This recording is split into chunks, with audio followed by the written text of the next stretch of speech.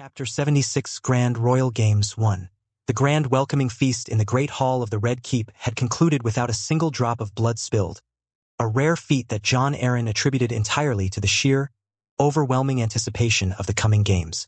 The lords paramount and their retinues had eaten, drunk, and exchanged pleasantries at one another across the long tables, but the animosities, if there were any, had been effectively bottled up, waiting to be uncorked upon the muddy field. A day after the feast, when the sun crested over the waters of Blackwater Bay, it illuminated a spectacle unlike anything the capital had ever seen. King Robert Baratheon had ordered the master builders to completely transform the old tourney grounds outside the Lion Gate. The tilting lists and chivalric barriers had been entirely torn down. In their place lay the Field of the Stag, a vast, perfectly measured expanse of churned earth, heavy river clay, and freshly imported sod, heavily watered to ensure the mud was thick, deep, and absolutely treacherous. Surrounding the field were towering wooden grandstands, draped in the colorful silks and banners of the 8 competing regions. Tens of thousands of people, from the lowest cut purses of Flea Bottom to the highest lords of the realm, crowded onto the benches, the air vibrating with a chaotic, deafening roar of excitement. Eddard Stark stood in the royal box, his gray cloak wrapped tight against the crisp morning wind. He looked out over the sea of faces, observing the realm-wide obsession he had inadvertently created. He had given them a mock war, and they had embraced it with terrifying zeal. Beneath the grandstands, in a sprawling pavilion guarded by city watchmen, the true war of the tournament was already underway. The War of Coins. John Aaron had issued a strict royal decree the next day after the feast. All private, unsanctioned wagering on the Grand Games was strictly forbidden upon pain of losing a hand. All wagers were to be routed entirely through the Crown's newly established Pavilion of Odds. To manage this massive tide of wealth, the hand of the king had appointed Peter Baelish. It was a test. If the Mockingbird could efficiently manage the chaos of a realm-wide betting pool and turn a significant profit for the Iron Throne, the coveted position of Master of Coin would be his. Baelish was currently in his absolute element. He stood behind a long, polished oak table, flanked by a dozen rapid-writing scribes and heavy iron strongboxes. He wore a doublet of dark plum silk, his sharp beard meticulously trimmed, a polite, utterly hollow smile plastered on his face as a continuous line of wealthy merchants, overly confident knights, and nervous minor lords approached his table. 300 golden dragons on the reach to claim the final victory, a fat merchant from Old Town declared, dropping a heavy velvet pouch onto the table. Baelish didn't even look at the gold. He looked at the ledger. The reach, Baelish mused smoothly, his voice a cultured purr, led by the gallant Ser Garland Tyrell, a large, well-fed host. However, they lack experience in the heavy mud. The odds for the Golden Roses to win the entire contest stand at 4-1 against. If they triumph, you shall receive 1,200 dragons, minus the crown's 10th. The crown's 10th? The merchant frowned.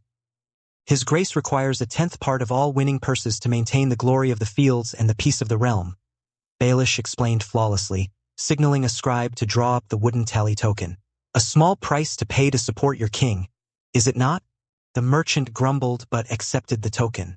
Baelish watched him leave, his mind effortlessly tracking the shifting weights of the gold.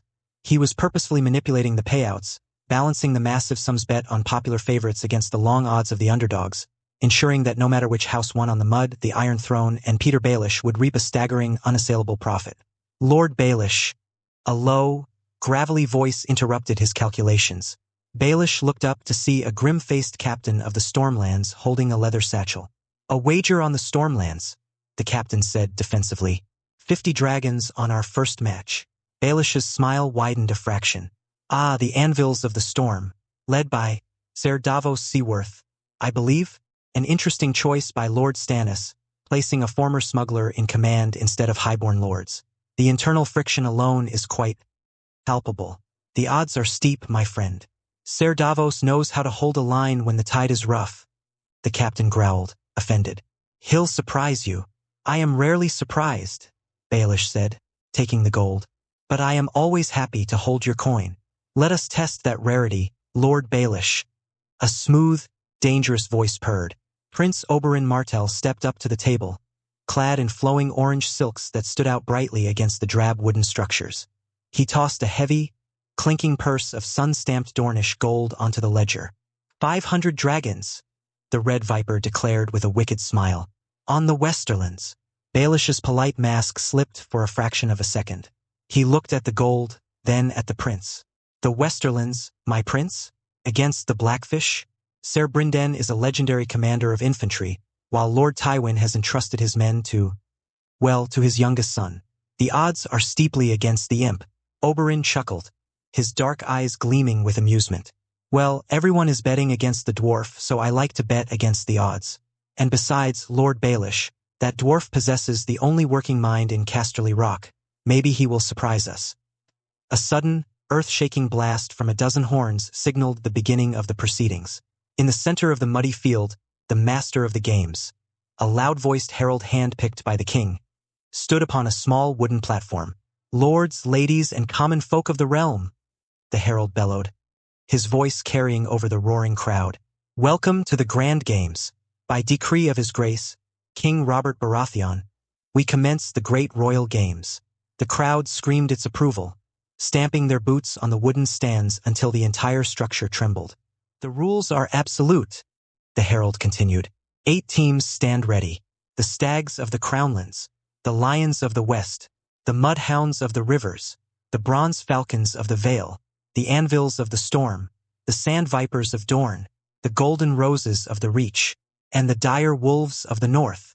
With each name, a different section of the grandstands erupted in partisan fury. Every team shall face every other team upon this field over the coming days, the herald explained. Victory brings honor, defeat brings the mud.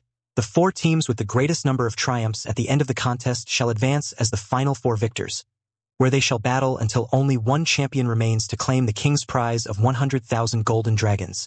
The mention of the staggering prize sent a shockwave of renewed, greedy excitement through the spectators and the heavily padded warriors waiting in the tunnels.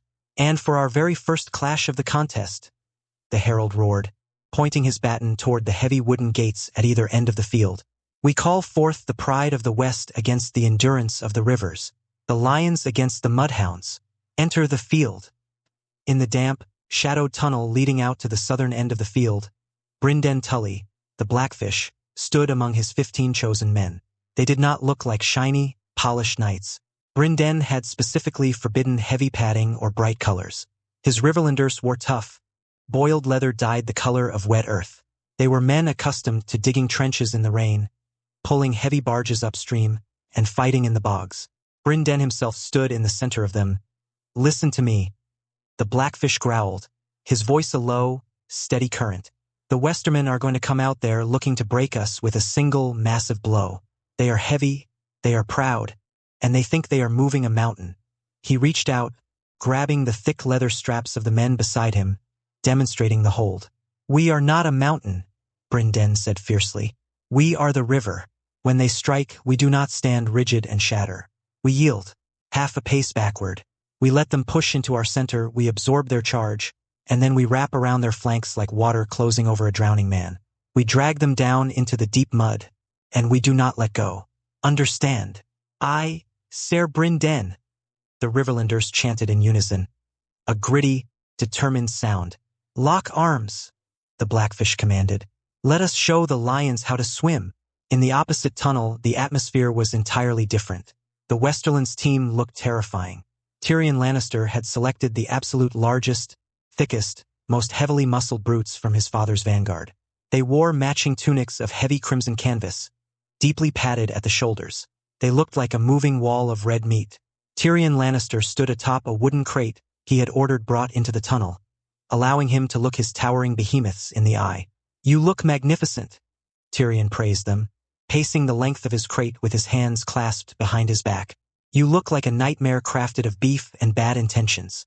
But remember the angles I have drilled into your thick skulls for the past 6 moons.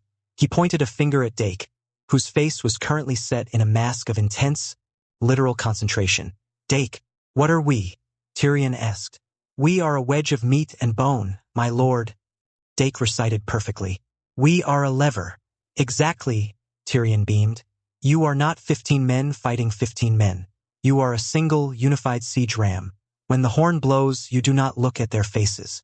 You do not listen to their shouts. You look at their knees, you drop your weight to the earth, and you drive straight through the center of their weight. Tyrion turned to Lyle the ox, the massive anchor of the formation. Lyle, Tyrion said, what is the rule of the earth? Lyle blinked slowly, his heavy brow furrowing. My mother said that a rock belongs in the dirt, Lord Tyrion. If you pick the rock up, it just wants to go back down. Close enough, Tyrion sighed, pinching the bridge of his nose before recovering his manic energy. Do not let them lift your center. Root yourselves. Drive your boots into the clay. You push them until their spines snap or they fall backward into the slop. Now, form the wedge. The 15 massive men grunted, shifting their tremendous bulk into the tight, triangular formation Tyrion had carefully calculated to maximize forward pressure. Tyrion hopped down from his crate. He would not be joining them in the mud. He knew his place was on the edge of the field, acting as the brain for this magnificent, mindless body. Forward, Tyrion commanded. Make my father proud. The heavy wooden gates groaned open. The two teams marched out onto the pristine, untouched mud of the field. The roar of the crowd was a physical weight pressing down on them. In the royal box, Robert Baratheon leaned forward, gripping the railing, his eyes wide with absolute, unadulterated thrill. Next to him, Ned Stark watched with a quiet, analytical gaze, eager to see how the Southern Lords had adapted to his northern invention. The gargoyles marched in perfect, rigid unison, a terrifying block of crimson. The mudhounds moved looser, their line deliberately flexible, settling into the center of the field with a quiet, grim readiness.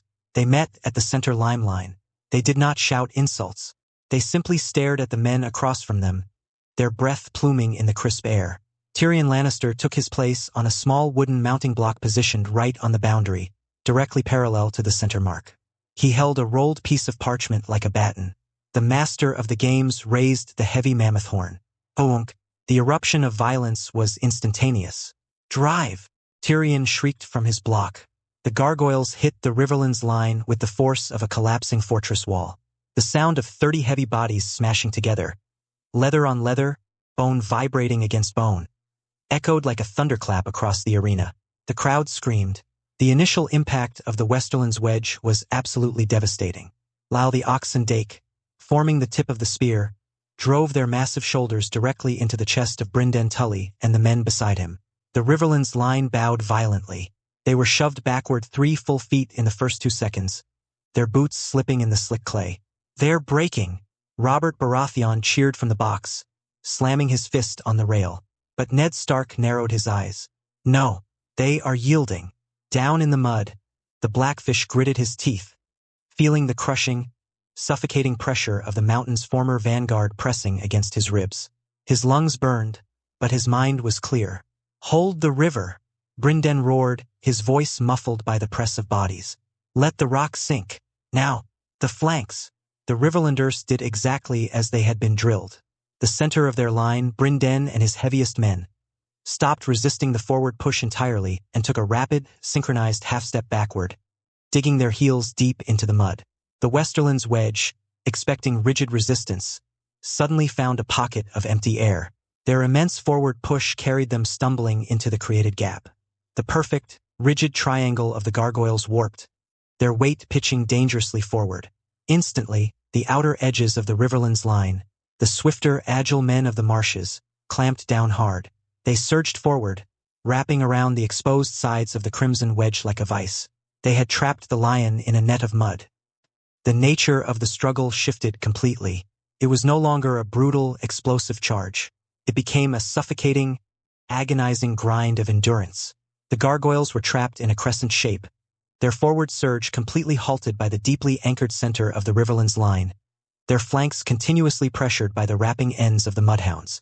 For 5 agonizing minutes, the two masses of men remained locked in a terrifying stalemate directly over the center line. The pristine field was instantly churned into a deep, sucking trench of brown slop. Steam rose in thick, white clouds from the bodies of the 30 men. Faces turned purple, then pale white from sheer exhaustion. Muscles spasmed uncontrollably under the extreme, grinding pressure. The only sounds from the field were the guttural, ragged groans of men pushing their bodies far beyond their limits. In the royal box, the contrast in reactions was absolute. King Robert Baratheon was practically hanging over the wooden railing, screaming at the top of his lungs. He held a massive goblet of arbor red, spilling dark wine down the side of the box with every wild gesture. He was drinking lightly, the competitive fire burning in his blood, fueling his anticipation because his own Crownlands team was scheduled to take the field next. Break them! Snap their legs! Robert roared, lost in the primal violence of the push. Beside him, Queen Cersei Lannister looked absolutely nauseated. She held a scented lace handkerchief tightly over her nose and mouth, attempting to block out the stench of sweat, churned earth, and her husband's spilled wine. She glared down at the muddy spectacle with pure, unadulterated disgust, completely failing to understand the strategic brilliance unfolding before her. She saw only beasts wallowing in the filth. On the edge of the field, Tyrion Lannister was shaking with anxious tension, pacing back and forth on his wooden block. He could see his strategic masterpiece crumbling. The gargoyles were massive, but their sheer size required immense amounts of breath to sustain. Trapped in the Riverlands vice, unable to move forward, they were rapidly burning through their stamina. Tyrion watched as Dake's legs began to tremble, his boots losing purchase in the deep, slick trench the blackfish had lured them into. "They are sinking," Tyrion muttered to himself, his mismatched eyes darting rapidly across the locked formation, calculating angles and breaking points. "Tully has compromised our footing. We are being squeezed." Brynden Tully, buried in the center of the muddy hell, felt the pressure of the Westermen begin to flag. The lions were running out of breath. "Heave!" The blackfish roared, a raw, gritty sound. "Push them out of the river." The mudhounds, drawing on their deep, marsh-born endurance, began to drive their legs. Slowly, agonizingly, the red mass of the gargoyles began to slide backward, 1 inch, then 2. The crowd in the grandstands went utterly feral, sensing the impending upset. Peter Baelish, watching from a high window in his pavilion, felt a bead of sweat roll down his neck as the 4-to-1 odds against the Riverlands threatened to severely dent his planned gains. "They are losing the fulcrum," Tyrion panicked, gripping his parchment baton. He needed to break the blackfish's vice, and he needed to do it immediately. He stared intensely at the left flank of the Riverlands line. He noticed a slight sag. The man third from the end, a burly spearman from House Vance, was breathing erratically, his left shoulder dipping slightly lower than his right. He was the weak point in the net. Tyrion didn't hesitate. He filled his lungs and shrieked with a volume that belied his small stature. "Dake!" Tyrion's voice pierced the dull roar of the crowd and the groans of the men. Buried in the front of the wedge, Dake managed to shift his mud-caked face slightly toward the sidelines, his eyes wide and panicked. "Dake, listen to me!" Tyrion screamed, pointing his parchment baton directly at the exhausted Riverlander on the left. The man third from the edge, the one with the mud on his nose. Dake blinked, struggling to process the complex command while holding back 1,000 pounds of angry rivermen. Tyrion remembered his lessons in the courtyard of Casterly Rock. You could not give these men maneuvers. You had to give them absolute, literal directives. "He is the metaphor, Dake," Tyrion shrieked at the top of his lungs. "He is the metaphor. Break his neck." A sudden, terrifying light of absolute comprehension illuminated Dake's dim, exhausted eyes. He understood metaphors. The little lord had told him metaphors were meant to be strangled. "I see the metaphor," Dake roared back, a sound of pure, unadulterated primal fury. "Lyle!" Tyrion immediately snapped his attention to the anchor. "Drop your roots. Tilt the left. Be the stubborn rock." Lyle the ox, hearing the familiar, comforting advice of his mother echoing through the dwarf's command, didn't question it. Lyle dropped his weight a full 6 inches, plunging his knees deep into the freezing mud. He planted his massive boots like tree trunks, abruptly shifting his entire, immense weight sharply to the left side of the formation, creating a sudden, massive surge of localized pressure. Supported by Lyle's unyielding anchor, Dake completely abandoned his forward push against the blackfish. He twisted his broad shoulders, dropping his head low, and drove every single remaining ounce of his terrifying, brute strength angled directly into the chest of the exhausted Vance spearman.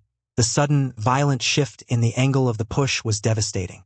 The Vance spearman, already flagging, was entirely unprepared for the angled strike. His boots slipped in the slick clay, his shoulder collapsed inward. With a loud, wet gasp, he lost his footing and stumbled backward, breaking his lock with the man beside him. Snap! The Riverlands' net broke. The moment the left flank of the mudhounds shattered, the crescent trap failed entirely. "The wedge!" Tyrion screamed, jumping up and down on his block. Reform the ram. Drive. Freed from the suffocating pressure of the flanks, the gargoyles instinctively snapped back into their original, rigid triangular formation. The sheer relief of breaking the trap flooded their burning muscles with a massive secondary spike of battle fire. Brynden Tully realized his line was compromised the instant the pressure released on his left side. He tried to shout a command to reform, to drop back and absorb again, but it was too late. The tide had completely shifted. The gargoyles did not just push. They stampeded. Lyle the ox and Dake led a synchronized, devastating surge forward.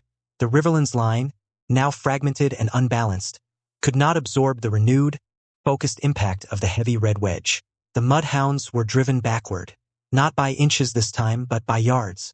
They slid through the deep mud, desperately trying to re-anchor their boots, but the sheer, overwhelming mass of the Westermen was an unstoppable avalanche. Brynden Tully was forced to yield ground rapidly to avoid being trampled underfoot by the massive men pushing against him.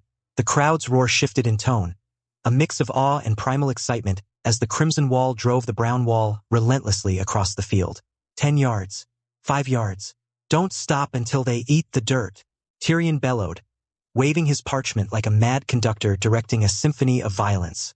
With a final, unified, roaring heave, the gargoyles drove the entire surviving fragment of the Riverlands line completely backward across the white chalk defeat mark.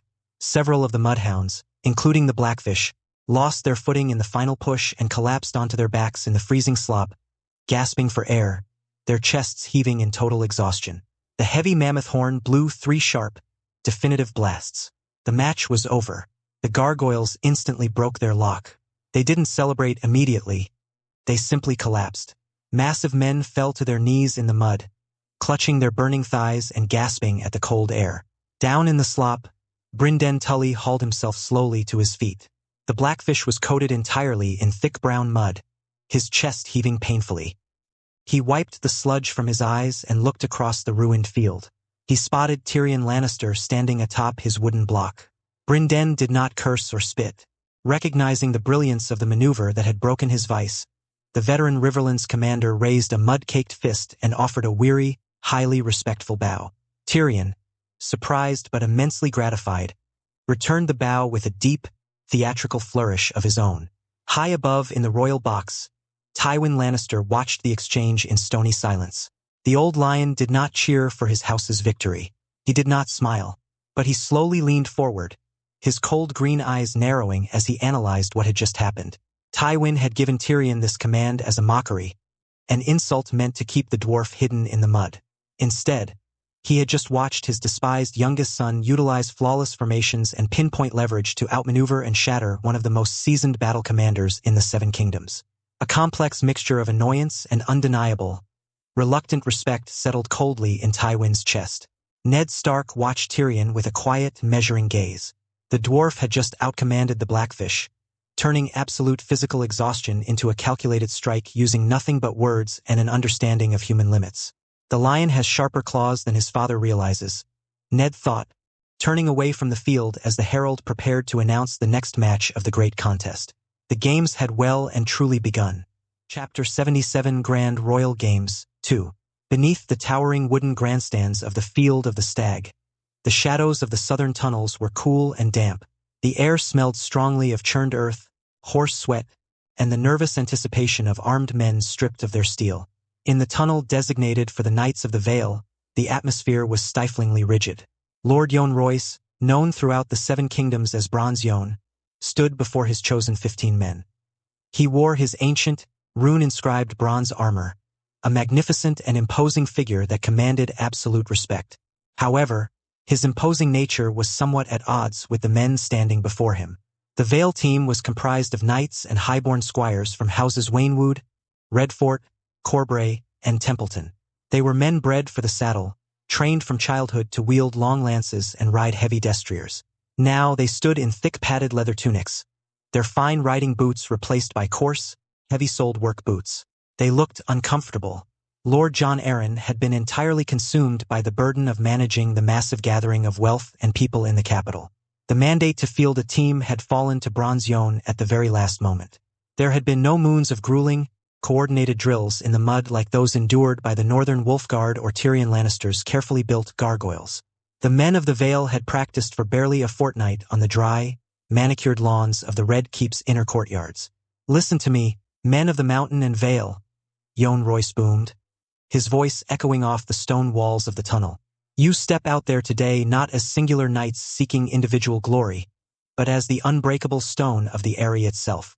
Sir Michael Redfort, a tall, handsome knight standing at the center of the formation, shifted his weight awkwardly. "It feels unnatural, my lord, to fight without a blade, without a shield, to simply shove." "It is a test of fortitude, Sir Michael," Royce corrected sternly, his brow furrowing.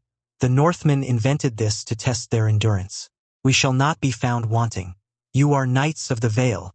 You possess the finest blood and the strongest arms in the realm. When you lock together, you must stand tall. Do not bow your heads. Do not stoop like common laborers in a ditch. Stand with the pride of the falcon, keep your back straight, and drive them backward with the sheer, undeniable superiority of your strength." The men nodded, their backs stiffening as they absorbed their commander's words. They were proud men, and they fully intended to win purely through the raw, unyielding power that had won them countless melee tournaments. They did not realize that standing tall in the mud was the fastest way to fall. In the opposing tunnel, the atmosphere was entirely different. It did not feel like a solemn gathering of knights preparing for a trial of honor. It felt like a tavern moments before a riot. King Robert Baratheon stood in the center of his team, and he was completely indistinguishable from the men around him, save for his sheer, terrifying size. Robert had refused to wear anything that marked him as royalty. He wore the exact same coarse, boiled leather padding as the men of the Crownlands and the Stormlands who made up his line. His thick black hair was tied back with a rough strip of leather, and his face was already smeared with a streak of dirt from testing his boots on the tunnel floor. To his left stood Thuras of Myr, the red priest holding a skin of strong wine, looking entirely too cheerful for a man about to be crushed between 30 heavy bodies. To his right stood Ser Meryn Trant and Ser Boros Blunt of the Kingsguard, who looked utterly miserable. Robert had explicitly forbidden them from wearing their white cloaks or enameled armor, forcing them into the same drab, thick padding as the common men-at-arms who made up the rest of the team. Robert didn't stand above his men to address them. He stood shoulder to shoulder in the thick of the crowd. "Look at them," Robert growled, pointing a thick, scarred finger toward the end of the tunnel where the light of the arena spilled in. "The Vale is out there. I love Jon Arryn like a father, but his knights are too pretty by half. They spend their days polishing their breastplates and composing poetry for maidens." A chorus of rough, barking laughter erupted from the Crownlands infantry.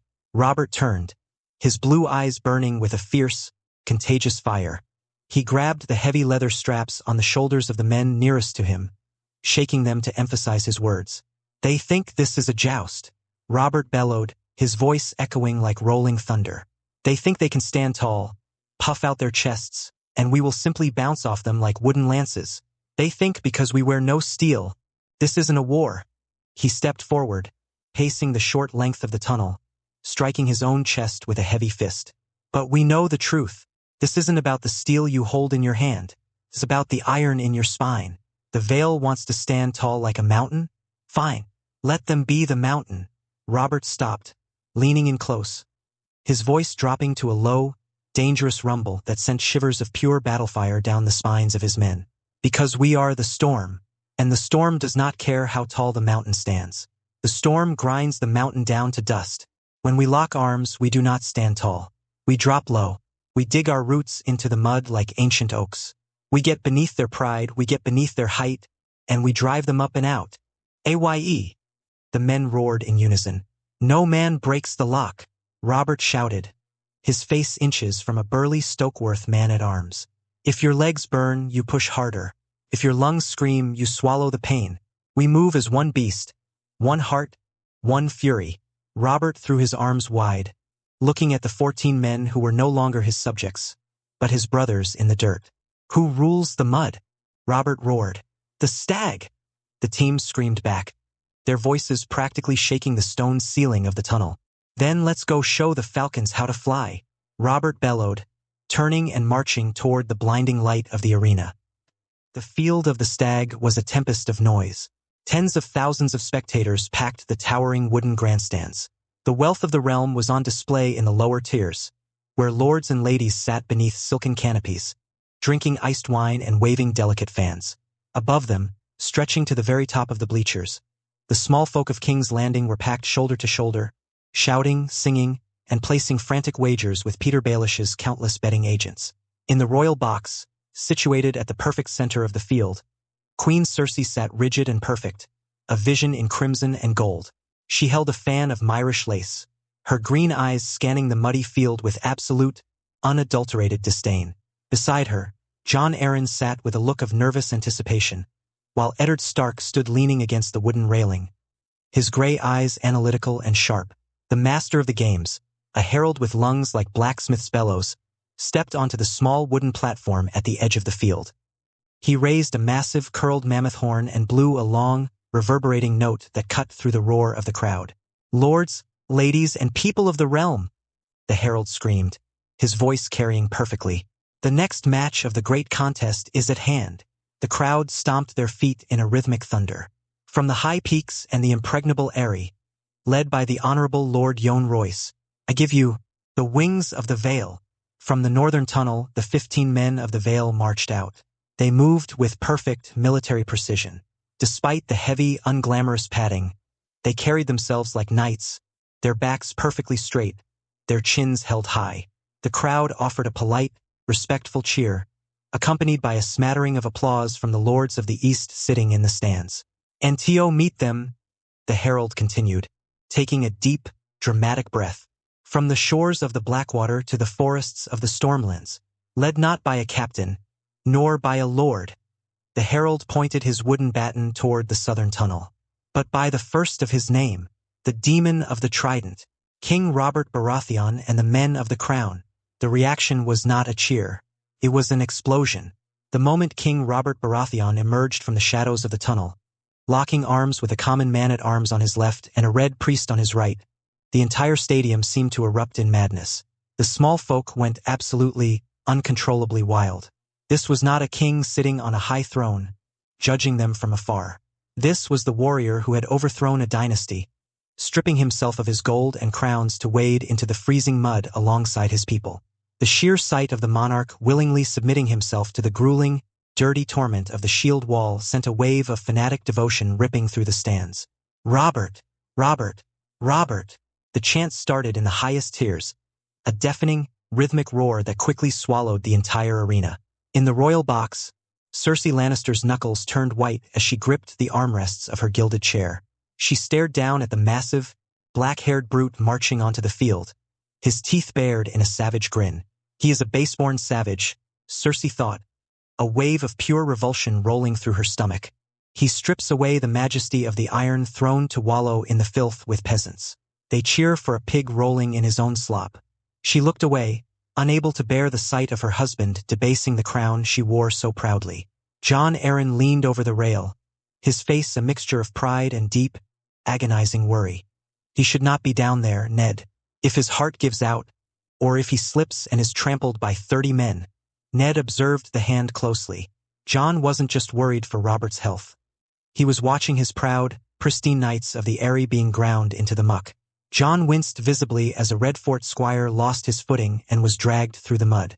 "My knights are going to need a year to wash the mud out of their pride," Jon muttered miserably. "The lords of the Vale will not easily forget being publicly humiliated in the dirt by their own king." "They are standing like trees waiting for the axe," Ned said, his voice carrying the absolute certainty of the man who invented the game. "Robert is teaching his men to be the wedge." The two teams met at the center of the deep, churned mud. The field was already heavily rutted from the previous matches of the day, making the footing treacherous and slick. Sir Michael Redfort stood at the absolute center of the Vale line. He looked across the mere inches separating him from King Robert Baratheon. Michael tried to maintain his haughty, knightly composure, but staring into the wild, manic blue eyes of the king, he felt a distinct flutter of intimidation. "Prepare yourselves, Vale," Robert taunted, his breath pluming in the cold air. "We're sending you back up the mountain." "We shall see, your grace," Michael replied stiffly, locking his arms tighter over the shoulders of the men beside him. The master of the games raised his hand, holding a bright red flag. He looked at both lines, ensuring the locks were tight. He dropped the flag. Hoonk! The mammoth horn blew. "Drive!" Robert bellowed. The The two lines collided with a sickening, heavy thwack of wet leather and solid muscle. The sound was instantly drowned out by the roaring of the crowd. The initial impact was staggering. The men of the Vale, possessing the raw, well-fed strength of highborn knights, threw their weight forward. They did not drop their hips. They pushed straight ahead, trying to use their superior height to bear down upon the Crownlanders. For the first 10 seconds, the strategy seemed to work. The sheer downward pressure of the Vale Knights caused the Crownlands line to shudder. Robert's men slid backward a few agonizing inches, their boots slipping in the slick, deep mud. A cheer erupted from the Vale section of the grandstands. "Hold your roots," Robert roared, his voice a guttural snarl from the absolute center of the crushing pressure. His massive arms were locked tight around his men, his entire body straining as he bore the brunt of Sir Michael's push. "Do not stand up. Sink." The Crownlanders, terrified of failing their king, obeyed. They dropped their weight even lower. They bent their knees until their thighs burned with a searing, agonizing heat. They dug the heavy heels of their boots deep into the underlying clay, seeking the solid earth beneath the top layer of slop. The backward slide halted completely.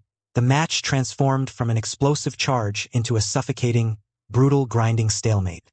30 men were locked together in a mass of straining flesh and leather. Steam began to rise from their bodies in thick, white clouds, mingling with their ragged, desperate breath. Faces turned a deep, bruised purple. The muscles in their necks bulged like thick ropes. Thuras of Mere, his face pressed against the shoulder of a Stokeworth guardsman, was not silent. Though his hands were firmly locked in the wall and he held no wineskin, his breath reeked of strong ale. "Lord of Light, grant us traction," Thuras chanted wildly, his voice a drunken, zealous howl amidst the groans of men. "Ignite our boots. Burn their roots." Sir Michael Redfort gritted his teeth, pushing with every ounce of strength he possessed. He looked at the king, expecting to see exhaustion. Instead, Robert Baratheon was grinning. It was a terrible, terrifying grin. The king's face was smeared with mud, his chest heaving, but the harder the Vale Knights pushed, the more alive Robert seemed to become. He was absorbing the pressure, letting the Vale burn through their precious reserves of breath and strength. "Is that all you have, Falcon?" Robert taunted, his voice strained but booming. "My grandmother hits harder than that." In the royal box, Ned Stark leaned forward, his eyes narrowed, reading the leverage of the struggle below. "The Vale is breaking their own line," Ned observed quietly to Jon Arryn. Jon squinted. "They look to be holding steady to me." "Look at their feet, Jon," Ned pointed. "They are standing too tall. Their legs are nearly straight. All their pushing power is coming from their lower backs and their shoulders. They are exhausting their weakest muscles." Robert's men have their knees bent at a sharp angle. They are using the massive muscles of their thighs to anchor themselves. Down in the mud, the strain of the incorrect posture began to show. A knight on the far left flank of the Vale line groaned loudly, his boots slipping backward half a pace. The perfect, straight line of the Vale formation began to bow slightly in the center, wrapping around Robert like a horseshoe. Jon Royce, standing on the sidelines, saw the danger. "Push them up. Use your height. Break their lock," he shouted, his voice lost in the roaring crowd. Sir Michael tried to adjust, trying to shove downward to collapse Robert's low stance. But the very balance of the earth was against him. Robert felt the shift in pressure. He felt the Vale Knights leaning too heavily forward, overextending their balance.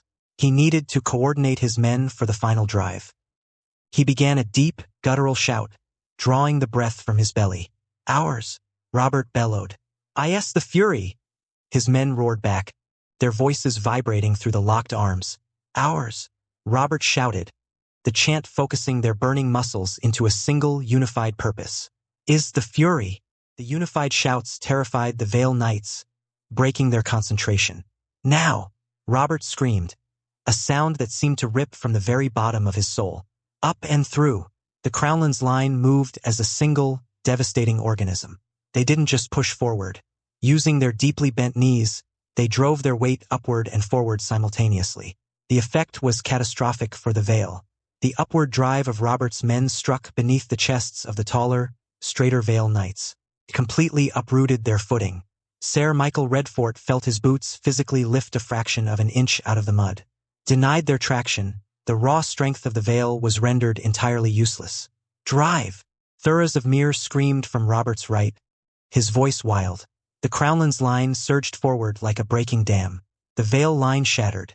Men cried out in shock and pain as the sudden, overwhelming weight carried them backward.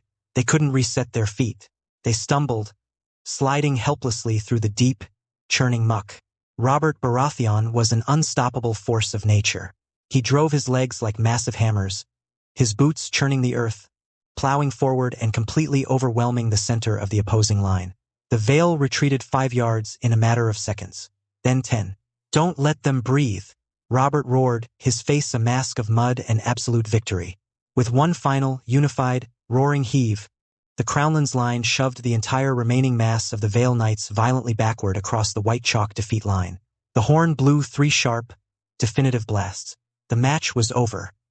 The moment the horn sounded, the lock broke. Several knights of the Vale, completely exhausted and thoroughly humiliated, collapsed onto their backs in the mud, gasping for air, their chests heaving. Sir Michael Redfort dropped to one knee, leaning heavily on his hands, staring at the dirt in sheer disbelief. They had been outmuscled, outthought, and utterly broken. On the other side of the line, the Crownland's team exploded into chaotic celebration. Men who were just moments ago shaking with agony were now jumping into the air, screaming themselves hoarse. King Robert Baratheon stood perfectly still for a heartbeat, his head thrown back, his chest rising and falling in massive, gulping breaths. He was covered entirely in thick brown sludge, his dark hair plastered to his forehead. He looked down at Sir Michael Redfort. Robert didn't gloat. The fierce, terrifying demon of the trench vanished, replaced by the magnanimous, charismatic warrior that had won the realm's loyalty. Robert stepped forward, his heavy boots squelching in the mud. He reached down with a massive, mud-caked hand. Sir Michael looked up, hesitating for a fraction of a second before gripping the king's forearm. Robert hauled the exhausted knight to his feet with an effortless heave, pulling him into a rough, brief embrace, slapping the man's muddy back. "A valiant push, Sir Michael," Robert boomed loudly, ensuring the surrounding men could hear. "You nearly had us in the first minute. A few more days in the dirt and you'll be a terror." Michael Redfort, finding his breath, offered a weary but genuine smile of respect. "We were outmatched, Your Grace. You fight like a mountain yourself." Robert laughed, releasing the knight and turning to his own men. He grabbed Thuras of Myr by the shoulders and shook the Red Priest playfully. Then Robert turned to face the towering grandstands. He threw both of his massive, mud-covered arms high into the air, letting out a long, victorious roar that rivaled the mammoth horn. The stadium responded with an earthquake of sound. The small folk were in a state of absolute rapturous frenzy. Men threw their hats into the air. Women screamed his name. It was a roar of pure, unfiltered adoration. "Robert! Robert! Robert!" Robert looked up at the royal box, riding the ultimate high of battle. He raised a massive, mud-caked fist, pointing directly at his wife. "For my beautiful queen," Robert bellowed at the top of his lungs. He slammed his fist against his muddy breastplate, sending a thick shower of brown sludge flying through the air.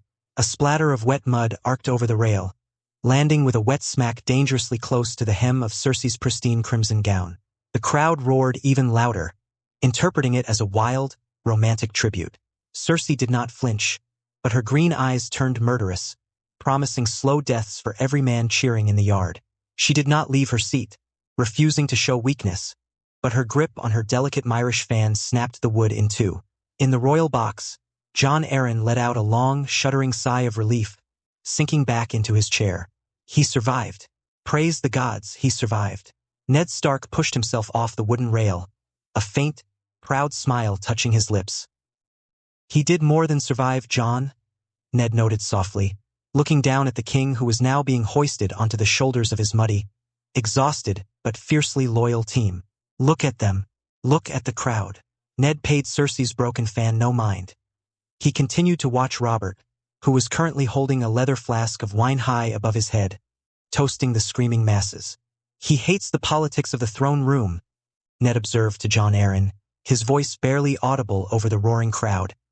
"He despises the whispering, the ledgers, and the scheming. But down there, in the mud and the sweat," Ned turned to his old mentor, Down there, he is a god among men. He didn't just win a game today, John.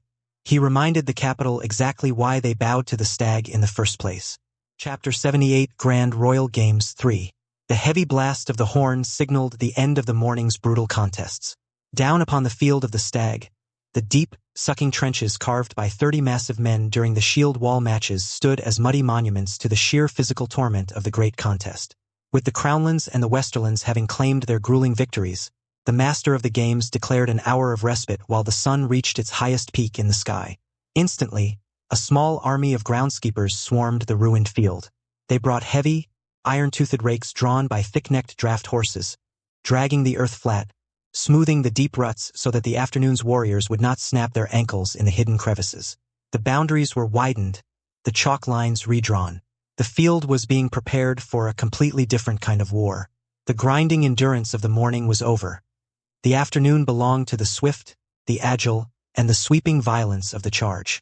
Up in the royal box, Eddard Stark watched the transformation of the field with a quiet, assessing gaze. Lord Stark. Ned turned to find Ser Barristan Selmy standing at the edge of the box, his white cloak entirely free of the dust and mud that coated the lower tiers. The Lord Commander of the Kingsguard offered a respectful bow. His Grace, King Robert, has retired to his pavilion to wash the worst of the filth from his skin, Ser Barristan announced, his voice carrying the calm authority of his station. He requests the honor of your presence, and that of Lord Benjen, to share meat and wine before the afternoon clashes begin. We would be honored, Ser Barristan, Ned replied, gesturing for Benjen to follow. They left the roaring, crowded grandstands behind, following the White Knight through a heavily guarded corridor of silken tents erected specifically for the highest nobility. The king's pavilion was impossible to miss.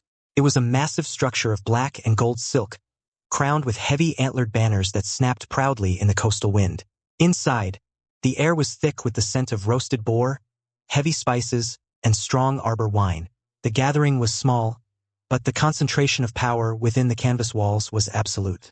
King Robert sat at the head of a long, heavy oak table, his hair still damp from the washbasin, though he had only managed to scrub the mud from his face and hands. He wore a fresh tunic of dark velvet and a broad, triumphant grin. The seating at the table painted a stark picture of the realm's current dynamics. To Robert's right sat the golden host of Casterly Rock, Lord Tywin Lannister, exuding an aura of chilling, silent authority. Ser Jaime Lannister, leaning casually back in his chair, and Tyrion Lannister, nursing a goblet of dark wine. Queen Cersei sat rigidly beside her father, her emerald eyes cold and distant as she ignored the young, golden-haired toddler, Prince Joffrey, who was currently scowling at a servant for not cutting his meat fast enough. To Robert's left sat his brothers and their kin. Renly Baratheon, a handsome youth growing quickly into the image of his eldest brother, watched the room with bright, amused eyes. Beside him sat Lord Stannis Baratheon, rigid and unsmiling. Next to Stannis sat his wife, Lady Catelyn Baratheon, formerly Tully, her posture perfectly upright, her face a mask of austere dignity as she quietly tended to their two young children, a dark-haired boy named Stefan and girl, Shireen. Ned, Benjen, enter, enter, Robert boomed, waving a half-eaten leg of boar in their direction. Sit, eat, by the gods. Pushing those Vale knights into the dirt gives a man a fearsome hunger. Ned and Benjen took the empty seats across from the Lannisters and beside Renly. Ned offered a polite nod to the table, which Tywin and Stannis returned with bare fractions of an inch of their chins, while Catelyn offered a perfectly measured, courteous bow of her head. You fought fiercely, Your Grace, Ned said, accepting a goblet of water from a hovering servant, politely declining the heavy wine. You broke their roots perfectly. We shattered them. Robert laughed loudly, ripping a bite of meat from the bone. Did you see Yohn Royce's face? He looked as though he had swallowed a lemon whole. It was glorious. It was a spectacle, to be sure, Tywin Lannister said, his voice smooth, resonant, and entirely devoid of the king's enthusiasm. Though one wonders if the king of the Seven Kingdoms should be risking a broken neck for the amusement of the small folk. The small folk love a king who bleeds with them, Tywin, Robert countered loudly, wiping his mouth with the back of his hand. Besides, there was no danger. We had the leverage. Speaking of leverage, Robert pointed the bone at Tyrion. Your little lion here surprised me. I thought Brynden Tully was going to wrap those brutes of yours up and drown them in the center mark. But you broke his trap. A fine bit of shouting, imp, Tyrion, accustomed to being the target of Robert's cruel jests, blinked in genuine surprise at the compliment. I merely provided the architectural instructions, Your Grace. The men provided the heavy lifting. It was far more than shouting, Lord Tyrion, Ned Stark said softly. The entire table fell completely silent. Tywin Lannister's cold green eyes shifted instantly to the Lord of Winterfell. Cersei stopped chewing. Stannis paused his knife. Ned set his cup down and looked directly at the dwarf, his expression perfectly sincere and completely devoid of mockery. The Blackfish is one of the finest battle commanders in the realm, Ned stated, his voice carrying the weight of a seasoned warlord. He trapped your men in a crescent, denying them their forward drive. Most commanders would have panicked and ordered a blind push. You correctly identified the weakest man in the opposing line, and you directed your anchor to shift his weight entirely to shatter that single point of failure. Ned offered Tyrion a slow, deeply respectful nod. It was a brilliant command of angles and human limitation, Ned praised him. You won that clash with your mind long before your men won it with their backs. You have my deepest congratulations, Lord Tyrion. Tyrion Lannister stared at Eddard Stark, completely speechless. For his entire life, he had been mocked, scorned, and dismissed by the great lords of Westeros. To have the Lord of Winterfell praise his tactical mind in front of his father and the king was a shock that left him dizzy. Thank you, Lord Stark, Tyrion finally managed, his voice losing its usual layer of thick, defensive irony. He raised his goblet high. And I must convey my personal gratitude to you in return. Your winter's breath, along with the amber whiskey and the red brandy you introduced to the world, have vastly improved the quality of my evenings. You have truly civilized the drinking habits of the Seven Kingdoms. Ned offered a faint, acknowledging smile, accepting the compliment with a nod. Tywin Lannister's jaw tightened imperceptibly. He did not look at his son. He kept his eyes fixed on Ned Stark, his mind turning the Northern Lord's words over, searching for a hidden insult or a trap, and finding none. Stark genuinely respected the dwarf's intellect. It was a deeply unsettling realization for the old lion. As the meal continued, a fascinating division took hold of the royal tent. On one side of the long table, Robert, Ned, Benjen, Jaime, and Tyrion fell into a boisterous rhythm. They ate heavily, traded loud jests about the mud and the tactics of the morning, and laughed until their sides ached.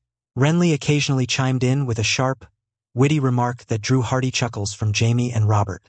It was a pocket of genuine camaraderie, forged by men who understood the raw, unfiltered nature of the field. Conversely, the rest of the table sat in suffocating silence. Tywin Lannister ate his roasted fowl with stony, precise movements, his mind constantly calculating.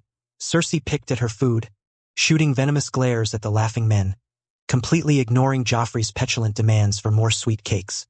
Across from them, Stannis sat rigidly, chewing his meat with methodical severity, offering no words, while Catelyn Baratheon managed young Steffan and Shireen with quiet, austere efficiency, looking wholly out of place amidst the raucous laughter of her husband's brothers. Enough talk of angles, Robert interrupted, finishing off his boar and reaching for a fresh goblet. The afternoon is upon us. Benjen, you are taking the field against Stannis's men. Are you going to freeze them in the mud? We intend to run right past them, Your Grace, Benjen said with a sharp, confident smile. We shall see, Robert grinned, draining his goblet and slamming it onto the oak.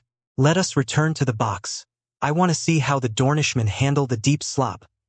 When the lords returned to the grandstands, the field was ready. The heavy rollers had smoothed the worst of the deep trenches, but the clay remained slick, wet, and treacherous. The afternoon format was the charge. Unlike the grinding, stationary agony of the shield wall, this game required a heavy, oval-shaped leather ball stuffed with raw wool and sand. The objective was simple, brutal, and entirely chaotic.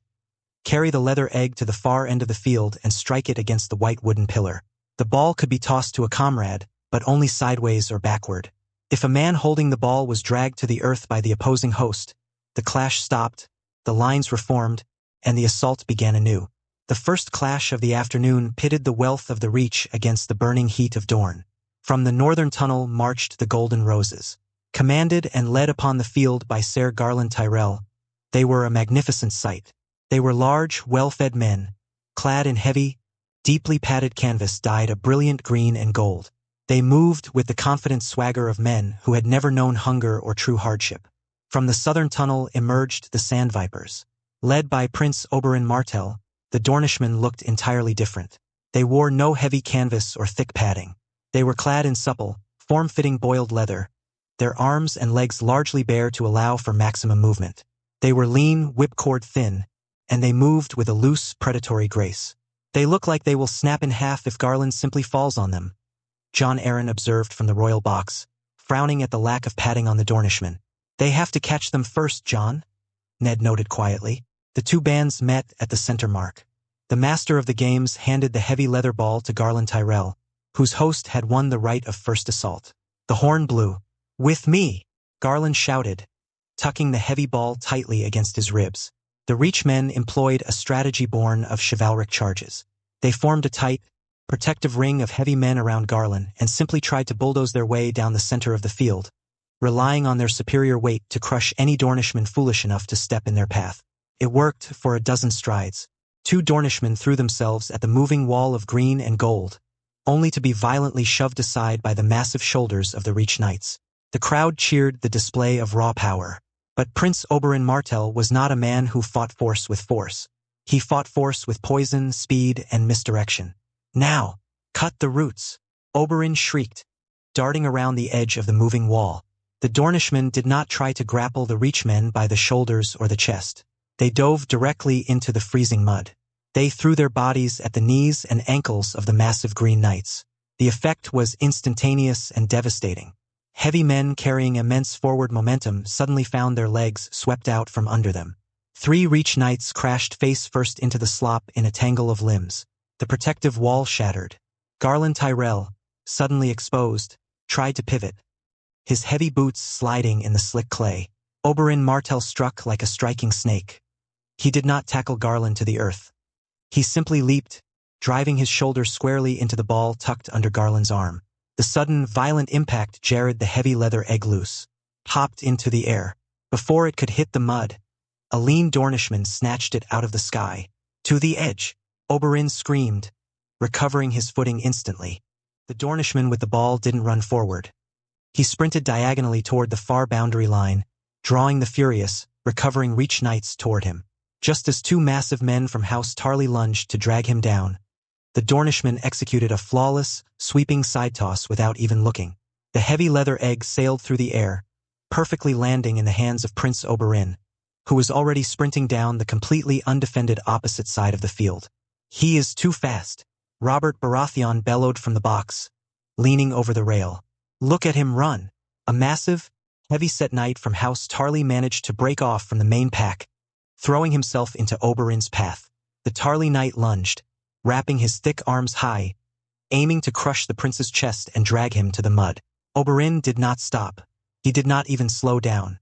Maintaining his blistering speed, he simply extended his free arm, locking his elbow straight. He thrust the rigid heel of his palm directly into the center of the Tarly knight's padded helm. Using the knight's own forward momentum against him, Oberyn forcefully shoved the larger man backward and down. The knight's feet flew out from under him, and he crashed face first into the muck with a sickening splash, while Oberyn continued his sprint entirely unhindered. Ser Garland Tyrell, desperate to recover his honor, pushed himself up from the mud and gave chase, his long legs eating up the ground. He was a magnificent athlete, and despite his heavier padding, he was closing the distance to the prince. Oberyn saw Garland closing in out of the corner of his eye. The white wooden pillar was only 10 strides away. Garland launched himself forward, his arms outstretched to drag the prince down into the muck. Oberyn waited until the absolute last fraction of a second. He abruptly dropped his shoulder and lunged hard to his left, committing his entire body to a sudden stop. Garland, moving too fast and desperate to make the tackle, bit completely on the feint. He tried to arrest his momentum and match Oberyn's sudden shift, but his heavy boots crossed over one another in the slick, treacherous clay. Garland's legs tangled helplessly. With a cry of sheer frustration, the gallant knight of the Reach collapsed over his own feet, tumbling heavily into a puddle of freezing brown water. Oberyn smoothly danced back to his right, bypassing the fallen knight completely. He slid the final 3 yards on his knees, crashing into the base of the white pillar and slamming the leather ball against the wood with a resounding crack. The master of the games waved a yellow flag. "Mark!" the herald screamed. "The Vipers strike!" The crowd roared, completely captivated by the blinding speed, the brutal palm strike, and the humiliating evasion of the Dornish prince. Oberyn stood up, completely covered in dark brown mud from chest to boots, and offered a sweeping, highly theatrical bow to the seething men of the Reach. The remainder of the match followed a similar, agonizing pattern for the Golden Roses. Every time they tried to construct a heavy, moving wall, the Dornishmen chopped their legs out from beneath them. When the Vipers held the ball, they refused to engage in a straight fight. They tossed the egg rapidly, sideways and backward, pulling the heavy Reach Knights out of position until they were gasping for air, their thick padding feeling like suits of lead. When the final horn blew, Prince Oberyn had struck the pillar 3 times. The Reach had not managed to cross the center line twice. It was a total, humiliating rout, proving that in the deep mud, speed and cunning could easily drown pure, traditional strength. As the sun began its slow descent toward the western hills, casting long shadows across the ruined field, the final match of the day was announced. From the southern tunnel emerged the Stormlands host. They were commanded by Ser Davos Seaworth, though the Onion Knight did not take the field himself. He stood upon a wooden block on the sideline, clad in a simple gray tunic, his weathered face lined with deep concern. The men under his command, strong, broad-shouldered men from the stormy coasts and deep forests, looked nervously toward the opposite end of the field. From the northern tunnel, the Winter Wolves appeared. Led by Lord Benjen Stark, the 15 men of the Wolfguard did not swagger. They did not shout or beat their chests. They walked onto the field in absolute, terrifying silence. They wore dark gray, close-fitting boiled leather. Their faces were impassive, their eyes locked onto the men across the chalk line with the cold, unblinking focus of predators isolating their prey. In the royal box, Robert Baratheon was practically vibrating with nervous energy. The Stormlands were his home, his people. He gripped the wooden railing of the box so tightly his knuckles turned white, leaning dangerously far over the edge. The master of the games handed the leather ball to Benjen Stark. The horn blew. "Hold the line!" Davos Seaworth shouted from the boundary, using the cadence of a ship's captain bracing for a rogue wave. "Like ASA wall. Do not break formation. Anchor your heels." The Stormlanders did not charge forward. Taking a defensive posture, they formed a tight, interlocking crescent, preparing to absorb the assault. Benjen Stark held the ball. He did not shout a command. He did not point. He simply exhaled a long, visible breath into the cold air. Willem, the captain of the Wolfguard, moved. The entire northern host exploded into motion simultaneously. But they did not form a protective wedge like the Westerlands, nor a sweeping, chaotic line like the Dornishmen. They moved in perfectly spaced, completely synchronized waves. "Don't let them around the edge, Onion Knight!" Robert suddenly screamed from the high box, his booming voice startling the lords around him. "Form a pocket. Pinch the flanks. Hold them in the center." Beside him, Lord Stannis Baratheon sat perfectly rigid, his jaw clenched, staring straight ahead at the field. He did not look at his screaming brother. "They cannot hear you from here, Robert," Stannis pointed out, his voice dry and completely devoid of inflection. "Quiet, Stannis. They are leaving the left side open," Robert bellowed, entirely ignoring him. Down on the field, Benjen sprinted directly toward the center of the Stormlands crescent, flanked by 2 towering Northmen. "Brace!" Davos screamed from the sidelines. 3 heavily built Stormlanders stepped up to meet Benjen, throwing their arms out to grapple him to the earth. A split second before the massive collision, without breaking his stride or turning his head, Benjen snapped his wrist, executing a blindingly fast side toss. The ball flew cleanly into the hands of Willem, who had been running perfectly parallel, 3 paces to Benjen's left. The 3 Stormlanders crashed into Benjen and his escorts, bringing them down in a brutal, muddy tangle, but the ball was already gone. "The flank! To the flank!"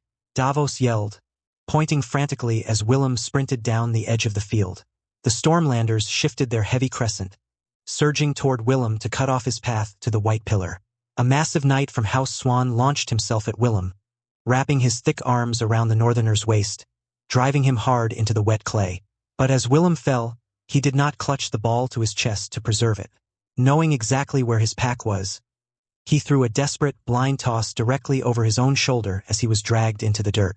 The heavy leather egg spun wildly backward through the air. It was caught effortlessly by another member of the Wolf Guard, who had been trailing the play with silent, perfect anticipation. The crowd in the grandstands gasped. It was a fluid, unbroken chain of movement. The Northmen were moving the ball faster than the Stormlanders could physically shift their weight to pursue it. "They don't even look," John Aaron breathed in awe, leaning over the rail of the royal box. "How do they know where the receiver will be?" "They are not playing as 15 men, John," Ned said softly. His eyes filled with quiet pride as he watched the fruits of his Iron Path conditioning unfold. "They are a pack. They breathe together. They know the rhythm of the hunt." Down on the field, the Stormlanders were growing desperate. They were strong, heavily muscled men, but they were chasing shadows. Every time they converged to drag down a ball carrier in a brutal, bone-jarring grapple, the leather egg was already sailing backward or sideways to another gray-clad runner. Davos Seaworth gripped the edge of his wooden block, his knuckles white. He could see his men's chests heaving, their defensive seawall full of gaping holes as they ran themselves ragged trying to catch the ball. "Pull back!" Davos screamed, realizing the open field chases were a trap. "Defend the pillar! Shrink the net!"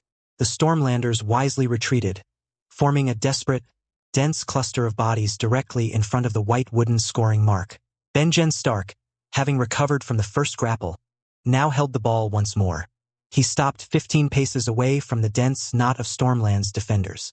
The remaining members of the Wolf Guard fanned out around him, spreading wide across the width of the field. Benjen looked at the wall of heavy, desperate men blocking his path to the pillar. He did not tighten his grip to charge them. He gave a single, sharp nod to Willem, who was standing far to his left. Benjen suddenly sprinted forward, making a hard, aggressive dash directly at the center of the Stormland's line. The defenders braced, preparing to absorb the crushing impact of the Northern Lord. But 3 paces before he reached them, Benjen abruptly stopped. He turned his body completely and pitched the heavy leather ball laterally, a sharp, flat toss to Willem on the left. The Stormland's line surged forward with a roar, sensing the hesitation, and converged entirely upon Willem to crush him before he could make a move. Willem did not run. He dug his boots deep into the slick mud, anchoring himself firmly to the earth. He gripped the heavy leather egg by its thick sinew laces. He drew his arm back as far as his shoulder would allow, and with a grunt of absolute explosive exertion, he hurled the ball. He threw it in a massive sweeping arc completely across the width of the field, perfectly parallel to the chalk lines. The heavy leather egg soared high over the heads of the charging Stormland's defense. It spun perfectly tight in the cold air, cutting through the wind like a loosed arrow rather than a tumbling sack. The Southern Lords in the stands went utterly silent, their mouths hanging open as they tracked the impossible, aerodynamic flight of the heavy ball. Standing completely alone on the far right boundary line, having slipped entirely unnoticed behind the distraction of the central charge, was a lean, fast Northern runner. He didn't have to break his stride. The spinning leather ball dropped flawlessly into his waiting arms. With the entire Stormland's defense hopelessly tangled on the left side of the field, the runner had an open, uncontested path. He sprinted the final 10 yards and slammed the ball gently against the white wooden post. "Mark!" the herald screamed, waving the yellow flag frantically. "The wolves strike." The royal box erupted.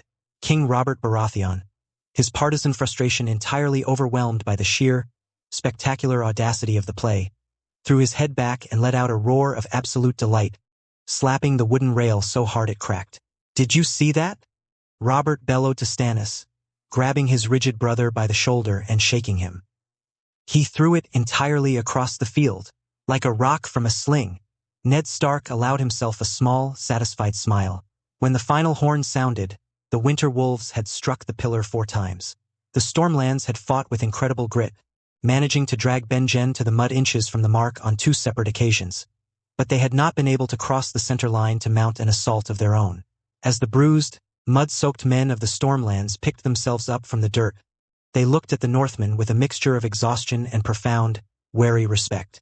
The Wolf Guard did not celebrate wildly. They helped their fallen brothers from the mud, formed up into 2 silent columns, and marched off the field as quietly as they had arrived. The message sent to the rest of the capital was chillingly clear. The North had not just brought a game to the South. They had brought an oiled, highly disciplined machine of war, and they intended to outrun, outthink, and outlast anyone who stood in their path. Chapter 79 Grand Royal Games 4. For 12 grueling days, the capital of the Seven Kingdoms ceased to care about grain shipments, political marriages, or the shifting allegiances of the High Lords. For 12 days, the only thing that mattered in King's Landing was the mud. The great contest had descended upon the city like a fever. Day after day, the heavy wooden gates of the Field of the Stag swung open, and the finest warriors of the realm marched into the deep, churning sludge. Some days saw 4 brutal clashes. Others saw as many as 6. The physical toll was staggering. Men who had survived the horrors of the Trident were carried off the field with cracked ribs, dislocated shoulders, and twisted knees, victims of the sheer, crushing pressure of the shield wall and the breathless, violent scrums of the charge. The pristine sod that had been laid down before the festival was gone. The field was a brown, rutted nightmare, watered nightly by the stewards to ensure it remained a clinging, treacherous bog. From his high pavilion, Peter Baelish counted the crown's 10th. The wealth flowing through the wagering tables was incomprehensible. Highborn lords bet the incomes of entire villages on a single push of the line. The small folk bet their winter savings. The mockingbird smiled, his ledgers growing heavier than the iron strongboxes they recorded. On the morning of the 13th day, the blare of the horns signaled the end of the great round. The master of the games, his voice raspy from nearly a fortnight of shouting over the roar of the crowds, stood upon his wooden platform to announce the survivors. "The great round is concluded," the herald bellowed, raising a crimson flag. "The chaff has been swept away. Only the strongest remain to face the culling." The crowd, packed into the grandstand so tightly that the timber groaned, roared its approval. "For the trial of the shield wall," the herald shouted, reading from a heavy parchment. "The rankings are set. In the 8th position, the falcons of the Vale. 7th, the anvils of the storm. 6th, the golden roses of the reach. 5th, the sand vipers of Dorne." The crowd offered a mix of cheers and groans. Dorne had been too light to hold the heavy lines, and the knights of the Vale and the Reach had proven too rigid, their pride refusing to let them sink low enough into the filth to gain true leverage. "And advancing to the culling," the herald announced, his voice reaching a booming peak. "In the 4th position, the mud-hounds of the rivers. In the 3rd, the lions of the west. In the 2nd, the winter wolves of the north. And commanding the highest honor, undefeated in the mud, the stags of the crownlands." The capital erupted into absolute frenzy at the announcement of their king's undefeated streak. "For the trial of the charge," the herald continued, waiting for the noise to die down. "The rankings stand. 8th, the Stormlands. 7th, the Vale. 6th, the Reach. 5th, the Rivers." Robert Baratheon, sitting in the royal box, snorted loudly. His heavy infantry had taken a beating in the running game, outmaneuvered and exhausted by the swifter teams, though they had managed to scrape through to the culling. He didn't care. The shield wall was his true domain. "Advancing to the culling for the charge," the herald roared. "4th, the Crownlands. 3rd, the Lions of Westerlands. 2nd, the swift vipers of Dorne. And holding the 1st position, the winter wolves of the north." Ned Stark, sitting calmly beside the king, allowed himself a small, private nod of satisfaction. His Wolfguard had dominated the open field, their preternatural conditioning and silent coordination tearing apart the disorganized defenses of the Southern Lords. "Today," the herald bellowed, throwing his arms wide, "we witness the penultimate clashes. For teams enter for each trial. 2 will fall into the dirt. 2 will rise to fight for the king's ransom tomorrow. Let the culling begin." The first clash of the day was the shield wall. The drawing of lots had pitted the 2nd-ranked North against the 3rd-ranked Westerlands. In the dark, damp tunnel leading to the northern gate, Benjen Stark stood before his 15 chosen wolves. They were battered. Every man bore dark purple bruises along his shoulders and jawline. Yet, their eyes were bright, and their breathing was slow, synchronized, and deep. "You know what they are," Benjen said softly, his voice a steady hum in the shadows. "They are a wedge of pure meat. They will try to drive through our center. They want to split the pack." Willem, the captain of the Wolfguard, rolled his shoulders, wincing slightly. "We absorb the point, my lord. We bend the line, wrap the flanks, and choke them." "Exactly," Benjen said. "But the dwarf is cunning. He has watched us do it for 12 days. He will have a counter. Whatever happens, do not break the lock." If the man beside you falls, you lift him up. If the line breaks, we lose. In the southern tunnel, Tyrion Lannister was pacing frantically atop a wooden crate, addressing his towering lions. The Northmen are stubborn, Tyrion lectured, pointing his riding crop at Lyle the ox and Dake. They will try to trap you in a crescent again, just as they did to the Riverlands. When you feel the center yield, do not blindly rush into the gap. You must maintain the integrity of the triangle. Tyrion looked at the exhausted, bruised faces of his massive men. They had fought hard, using Tyrion's precise angles of leverage to overpower heavier teams, but the constant exertion had taken a severe toll on their immense frames. They have more breath than you, Tyrion stated bluntly. We cannot outlast them in a grinding stalemate. We must break them quickly. Look for the slip. The mud out there is deep. When one of them loses his footing, I will call the target. You focus every ounce of your forward push onto that single weakened point.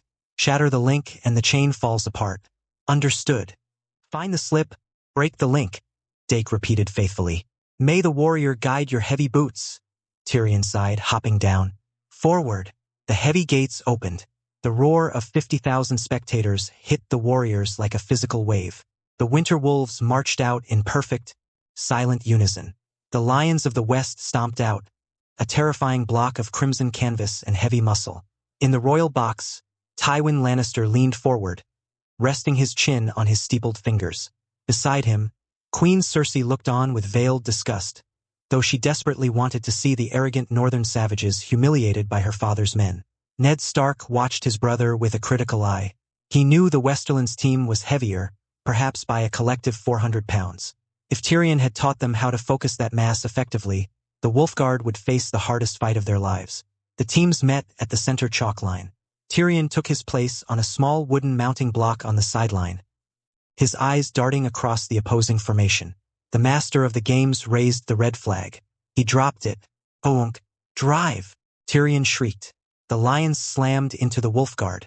The sound of 30 bodies colliding was brutal. Benjen, standing at the absolute center of the northern line, took the direct impact of the Westerlands wedge. Dake and Lyle hit him with the force of a battering ram. The breath was shoved violently from Benjen's lungs, his ribs groaning under the immense, concentrated pressure. "Yield!" Benjen gasped, executing the maneuver they had perfected. The center of the northern line took a rapid, synchronized half-step backward. The outer flanks, the swifter men of the Wolfguard, surged forward, attempting to wrap the crimson wedge in a tight, suffocating U-shape. "Hold the angle!" Tyrion bellowed from the sideline, waving his crop frantically. "Do not overextend." The Westermen, drilled relentlessly by the dwarf, did not fall for the trap. Instead of rushing into the yielded center, Dake and Lyle dropped their hips and anchored themselves, maintaining the perfect, rigid structure of the wedge. They refused to be swallowed. The clash devolved into a brutal, grinding stalemate. The mud churned around their boots. Steam rose from their bodies in thick clouds. The Wolfguard pushed with their legs, utilizing their flawless endurance, but the lions used their sheer, immovable mass to block the northern advance. For 5 agonizing minutes, neither line moved more than an inch. Then the earth intervened. Willem, holding the position to Benjen's immediate right, drove his heel backward to find purchase for a fresh heave. Beneath the surface of the thick slop, his boot found a smooth, slick patch of buried slate. His heel slipped. Willem let out a sharp grunt, his right knee plunging into the mud. The sudden loss of his vertical support caused the northern line to bow dangerously inward. The lock between Willem and the man to his right stretched, the leather screaming under the tension. From the sideline, Tyrion Lannister's mismatched eyes spotted the sag instantly. The flawless northern wall had cracked. "There!" Tyrion screamed, his voice slicing through the roar of the crowd. He pointed his crop directly at the kneeling Willem. "The wound is open. Shift the point. Drive the anvil into the gap." The lions did not need to understand the metaphor. They understood the tone. Dake and Lyle, the tip of the Westerland spear, abruptly shifted their entire, immense forward thrust slightly to the left, angling the point of their wedge directly onto Willem's compromised position. The concentrated pressure of the heavy Westerman hit Willem like a falling portcullis. He was driven further into the mud, his chest nearly touching the freezing earth. The man to his right was pulled off balance, forced to step backward to avoid having his shoulder dislocated by the unnatural angle. The northern line was buckling. They were sliding backward. In the royal box, Tywin Lannister allowed a minuscule, cold smile to touch his lips. Cersei leaned forward, a triumphant gleam in her emerald eyes. "They're breaking," Robert Baratheon muttered, gripping the rail. The dwarf found the weak link. Ned Stark did not move. He did not shout. He simply watched his brother. Down in the mud, Benjen felt the catastrophic shift in pressure.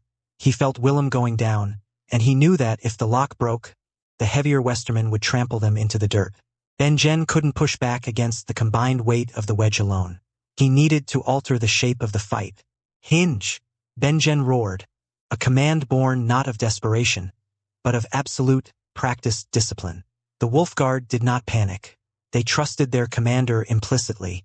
Instead of fighting the collapse, the entire left flank of the northern line, the men unaffected by the pressure on Willem, suddenly stopped pushing forward. They threw their weight backward and sideways, acting as a massive, swinging gate turning on an iron hinge. The sudden, violent shift in the defensive pressure completely ruined the Lions' carefully calculated line of attack. Dake and Lyle, pouring all their weight into crushing Willem, suddenly found the resistance on their right side entirely gone. Deprived of the counterpressure, the heavy Westerlands wedge pitched violently forward and to the right, overbalancing into the mud. "No!" Tyrion shrieked from his block, realizing the disaster. "Pull back! Reset your feet!" It was too late. "Lift him!" Benjen bellowed, grabbing Willem's leather harness with his free hand. The man to Willem's right did the same. With a unified, massive heave, they hauled the captain out of the mud, restoring the lock. "Now! The jaws!" Benjen screamed. The hinged left flank of the Northmen slammed shut like a steel trap. They surged forward, smashing into the exposed, overbalanced side of the Westerlands wedge. The Lions, heavily extended and sinking into the deep mud they had just charged into, could not absorb the flanking impact. Their perfect triangle crumpled. Men bumped into one another, losing their footing. "Drive!" The Wolfguard chanted in perfect, terrifying unison. The Starks didn't just push. They marched. They used their superior, unyielding stamina to grind the heavier, exhausted Westermen down.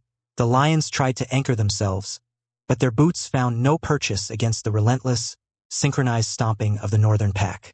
The Crimson line fractured, sliding helplessly backward. 10 yards. 15. With one final, roaring heave, the Wolfguard drove the tangled mass of Westermen completely across the white chalk defeat line. Lyle the Ox fell onto his back, gasping for air, bringing 2 other men down with him. The horn blew 3 sharp blasts. "Winner! The Winter Wolves!" the herald screamed.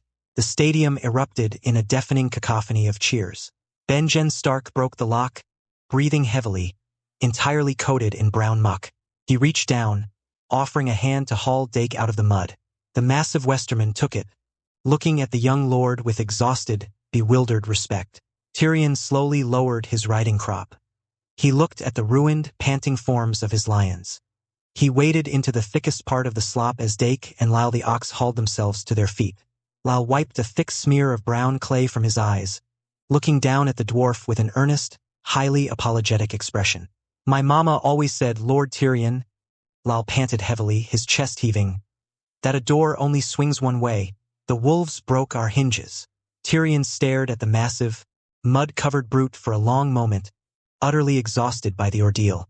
He let out a long, suffering sigh. "Your mother was a terrifyingly wise woman, Lyle," Tyrion muttered, tossing his riding crop into the slop. He turned toward his squires waiting nervously on the sideline. "Fetch me a bottle of northern whiskey, a large one. I need to drown my sorrows before my father drowns me." Up in the royal box, Tywin Lannister's cold smile had vanished entirely. His jaw was clenched so tightly a muscle ticked visibly in his cheek. His son's brilliant strategy had been dismantled by northern discipline. He did not shout or curse like a lesser lord. He turned his head slowly to his brother. "Kevin," Tywin said, his voice barely a whisper, yet carrying the weight of an anvil. "When we return to the Rock, the Vanguard's rations are doubled, as is their time in the mud. Stark is not merely playing a game. He is teaching his men how to break the realm." Ned Stark turned to the hand of the king. "It appears the wolves have secured their place in the final, Jon." "So it seems," Jon Arryn replied, offering a tired smile. but they will face a much heavier beast tomorrow. The field was raked flat again, though the mud was now a thick, soupy consistency that promised misery for the next competitors. The second penultimate clash pitted the undefeated stags of the Crownlands against the cunning mudhounds of the Riverlands. It was a battle of opposing philosophies. King Robert Baratheon relied on raw, overwhelming primal power, inspiring his men to feats of superhuman strength through sheer, charismatic terror. Ser Brynden Tully, the Blackfish, relied on cunning, flexibility, and the ability to turn his opponent's strength into a weakness. The two teams marched onto the field. The stags were a terrifying sight. Robert Baratheon stood in the center, towering over the men beside him. He was grinning, striking his thick fists against his heavily padded chest, working himself and his men into a frenzied bloodlust. The mudhounds looked entirely calm. Brynden Tully stood in his line, his gray hair tied back, his face a mask of serene focus. They wore drab-brown leather, blending perfectly with the muck they stood in. Ready to go swimming, Blackfish? Robert roared across the field, his voice cutting through the noise of the crowd. The river takes what it wants, Your Grace. Brynden called back evenly. Try not to drown. The red flag dropped. Oonk. With me, Robert bellowed. The stags hit the Riverlands line with the force of a collapsing mountain. Brynden Tully did not attempt to hold the center. He knew that matching strength with Robert Baratheon was a fool's errand. Yield the center. Wrap the storm. The Blackfish commanded his men. The Riverlands line executed the perfect, flawless crescent maneuver that had defeated so many heavier teams. They absorbed the king's brutal impact, stepping backward in unison, allowing Robert's massive forward push to carry the center of the Crownlands line deep into their territory, while the flanks of the mudhounds surged forward to close the trap. In seconds, Robert and his vanguard were enveloped in a tight U-shape, their forward progress halted by the shifting, yielding defense. They have him, Hoster Tully muttered from the royal box, leaning forward, his eyes shining with pride for his brother's tactical brilliance. Robert has walked right into the net. They will hold him there until his men collapse from exhaustion, and then push him out. High above the field, in the Pavilion of Odds, Peter Baelish was not smiling. The mockingbird gripped the edge of his ledger so tightly his knuckles were white. A bead of sweat rolled down his perfectly trimmed beard. The wagers placed on the king had been overwhelming. If Robert Baratheon fell in the mud to the Riverlands, the payouts to the underdog bettors would empty the crown's newly acquired coffers and completely ruin Peter's chance at becoming master of coin. Down in the mud, Robert felt the pressure on his flanks. He felt the center yielding before him, trying to drain his breath. He thinks we are a river, Robert roared to his men, his voice a booming thunder in the close, suffocating crush of bodies. He thinks we will just flow into his trap. Robert knew he couldn't simply push harder. The Blackfish would just yield further, dragging him deeper into the mud until his men's legs gave out. We are not a river, Robert bellowed. We are a hammer. Break the anvil. Robert did not order a steady, grinding push. He altered the rhythm entirely. Hold, Robert screamed. The Crownlands line suddenly stopped pushing entirely. They locked their boots, bracing themselves, effectively freezing the scrum in place. The Riverlanders, anticipating a constant, heavy pressure to lean against, suddenly found themselves pushing against a static wall. They stumbled slightly, their rhythm disrupted. Heave, Robert roared. Less than 2 seconds later, the stags surged forward with an explosive, violent burst of absolute maximum effort. It was a concentrated shockwave of power. The Riverlands line shuddered, knocked backward a full foot. Before the mudhounds could re-anchor their boots in the slop, Robert shouted again. Hold! The pressure vanished. The Riverlanders lurched forward awkwardly, trying to find their balance. Heave! Another devastating, explosive impact. Robert was not fighting a war of attrition.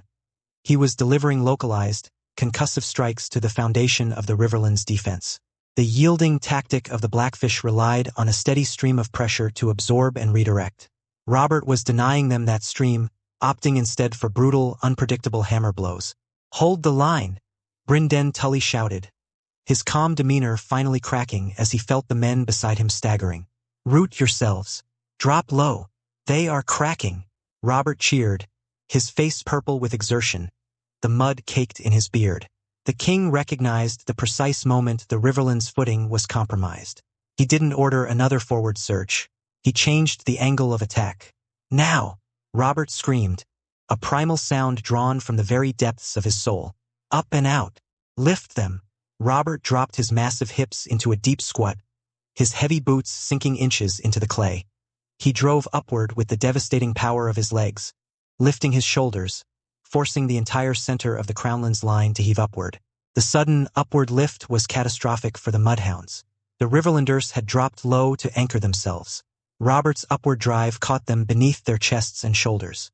The sheer, terrifying physical strength of the king and his heavy infantry actually lifted the center of the Riverlands line off their feet. Denied their contact with the earth, the Blackfish's trap completely unraveled. Drive! Robert roared. With the Riverlands center suspended and flailing for balance, the Crownlands line surged forward like a breaking dam. They smashed through the bottom of the U-shape, shattering the crescent entirely. Men of the Trident cried out as they were violently shoved backward, their boots sliding helplessly over the mud. The formation dissolved into a chaotic, scrambling retreat. Robert Baratheon was an unstoppable behemoth. He kept his legs churning, driving the men before him with the crushing weight of a rolling boulder. He didn't stop until he had pushed the Blackfish and his entire ruined line 10 yards past the defeat mark. The horn blew, ending the slaughter. Winner! The stags of the Crownlands! The crowd went into a state of absolute frenzy, chanting the king's name. In the pavilion above, Baelish exhaled a long, shuddering breath, sagging against his table in profound relief. Careful, Lord Baelish! A soft, powdered voice murmured from the shadows behind him. Varys the spider glided past, his hands tucked neatly into his wide purple sleeves, smelling faintly of rosewater. It would be a tragedy for the prospective master of coin to drown in a mud puddle before he ever reaches the treasury. Baelish's eyes narrowed dangerously, but he plastered on a polite, hollow smile. Just guarding the king's gold, Lord Varys. It is a heavy burden. Down on the field, Robert broke the lock, throwing his muddy arms high into the air, letting out a roar of absolute victory that echoed off the high walls of the Red Keep. He reached down and offered a hand to Brynden Tully, hauling the mud-soaked, utterly exhausted veteran commander to his feet. A fine trap, Blackfish, Robert boomed, slapping the older man heavily on the back. But a net cannot catch a storm. Brynden Tully wiped a thick layer of sludge from his eyes, panting heavily. He offered a weary, highly respectful nod. Your strength is unnatural, your grace. We had you, and you simply refused to be held. Up in the royal box, Hoster Tully sank back into his chair, a look of disbelief on his face. He broke the crescent. He simply broke it with raw power. Ned Stark stood up, looking down at the massive, mud-covered king celebrating with his men. He didn't use just raw power, Lord Hoster, Ned corrected quietly. He used shock. He denied your brother the rhythm he needed. Robert is a blunt instrument, but he knows exactly how and when to strike. Robert didn't just celebrate with his men. He marched straight over to the edge of the field, his boots splashing in the deep slop. He was completely coated in brown sludge, looking like a swamp demon born of the mud. He pointed a massive, filthy finger directly up at the northern viewing box, locking eyes with Eddard Stark. Rest your legs, wolves! Robert bellowed, a boastful, joyful threat that echoed across the entire arena, silencing the cheering crowd. Tomorrow, the stag eats meat. Beside Ned, Benjen's eyes widened slightly at the sheer, terrifying volume of the king's challenge. Ned did not flinch. He stood up slowly from his chair. He picked up his simple wooden cup of water, raising it in a calm, silent, and highly intimidating toast toward the field. I hope you have strong teeth, Robert, Ned shouted back, his voice cutting through the wind with absolute northern chill. The wolf is mostly bone and bite. Robert threw his head back and roared with laughter, slapping his thigh before turning back to his cheering men. Chapter 80 Grand Royal Games 5. The morning of the culling for the charge brought a sky the color of bruised iron. A freezing drizzle had fallen throughout the night, turning the great expanse of earth outside the Lion Gate into a deep, sucking quagmire. The groundskeepers had worked since dawn, dragging heavy rakes to smooth the worst of the trenches left by the shield wall, and setting the tall, white-painted wooden posts at either end of the newly widened boundaries. The grandstands were packed beyond capacity. The small folk of King's Landing clung to the wooden railings, their breath rising in thick white clouds, while the highborn lords and ladies occupied the covered tiers, wrapped in heavy furs and silks. The anticipation was a physical weight in the air. Today, the final 4 teams would fight for a place in the ultimate clash. In the royal box, situated precisely at the center of the field, the atmosphere was a tangled knot of regional pride and political tension. Eddard Stark sat in a high-backed chair, wrapped in his dark gray cloak, his face an unreadable mask. Beside him, Lord Tywin Lannister sat rigid as a statue, exuding a cold, golden authority. Jon Arryn, the Hand of the King, looked weary, while Queen Cersei simply looked bored, holding a scented handkerchief to mask the smell of the wet earth and unwashed crowds. Noticeably absent from the royal box was King Robert Baratheon. The master of the games stepped onto his raised wooden platform, lifting the massive mammoth horn to his lips. He blew a long, resounding blast that silenced the dull roar of the tens of thousands of spectators. "Lords and ladies of the realm," the herald bellowed, his voice echoing off the stone walls of the distant Red Keep. "We commence the culling of the charge. 2 clashes, 2 victors. For the first trial, we call forth the undefeated champions of the open field, the Winter Wolves of the North. To face them, the pride of the capital, the stags of the Crownlands." The crowds erupted, the noise rolling across the field like a physical wave. From the northern tunnel, the 15 men of the Wolfguard jogged onto the mud. Led by Benjen Stark and Willem, they wore close-fitting boiled leather dyed the dark gray of a winter sky. They did not wave to the crowds or boast. They moved in perfect, eerie silence, fanning out across their half of the field, stretching their limbs and testing the treacherous footing. From the southern tunnel emerged a completely different beast. King Robert Baratheon strode onto the field, an absolute behemoth in thick, black padded leather.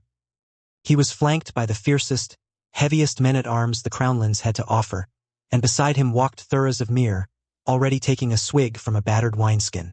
The king threw his massive arms wide, roaring at the grandstands, basking in the deafening adoration of his city. The master of the games placed the heavy, sand-filled leather egg on the center chalk mark. He raised a red flag. The Crownlands team formed a heavy, aggressive line, clearly intending to use their sheer mass to punch a hole through the northern defense. The Wolfguard, in contrast, spread out wide, adopting a loose, flexible formation designed to envelop rather than block. The red flag dropped. The horn blared. "With me!" Robert bellowed. Thoros of Myr snatched the leather egg from the mud and immediately tossed it backward to the king. Robert caught it against his broad chest, lowered his head, and charged. He was a terrifying sight, a 6.5-foot wall of muscle and bone thundering through the freezing slop. 3 Crownlands guards formed a wedge in front of him, clearing the path. Benjen Stark did not panic. He barked a single, sharp command. "Yield the center." The 2 Wolfguards directly in Robert's path did exactly that. They stepped aside at the last possible fraction of a second, completely avoiding the crushing impact of the king's vanguard. Robert, expecting a heavy collision, suddenly found himself bursting into the open field, his forward drive carrying him deep into northern territory. "I have him," Robert roared, seeing the white post unguarded ahead of him. But the wolves had not retreated. They had encircled. As Robert's heavy boots churned the mud, 5 gray-clad Northmen closed in on him from the flanks and the rear. They did not try to stop him by standing in his way.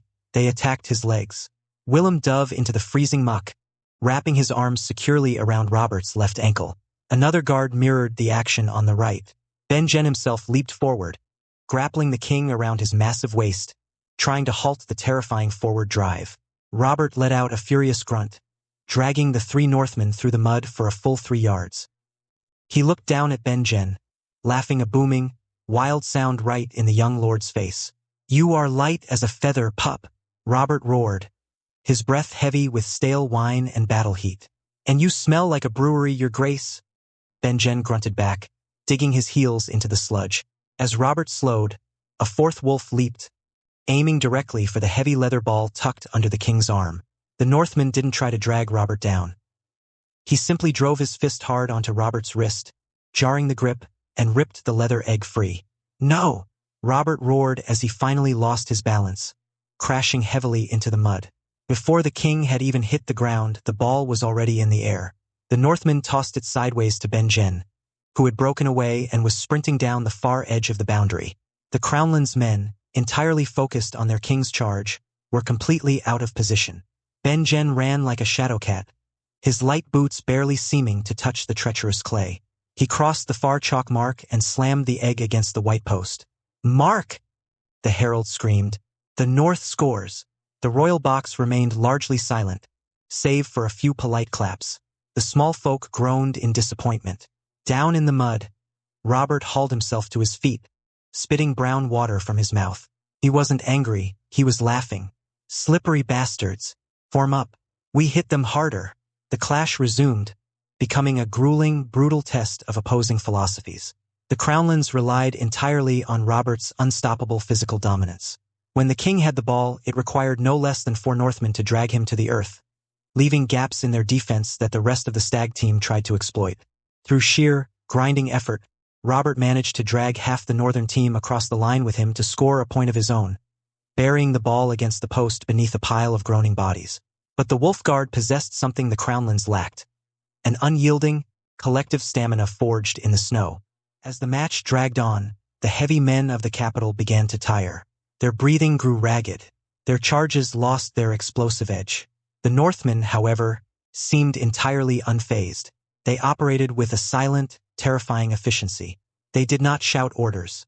They moved on instinct and relentless training.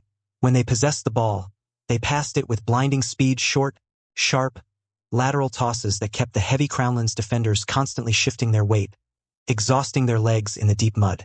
With the score tied and the king's men gasping for air, the final play unfolded. Ben-Jen held the egg near the center mark. The Crownlands' defense, desperate and tired, surged forward in a disorganized mob to crush him. Ben-Jen didn't run.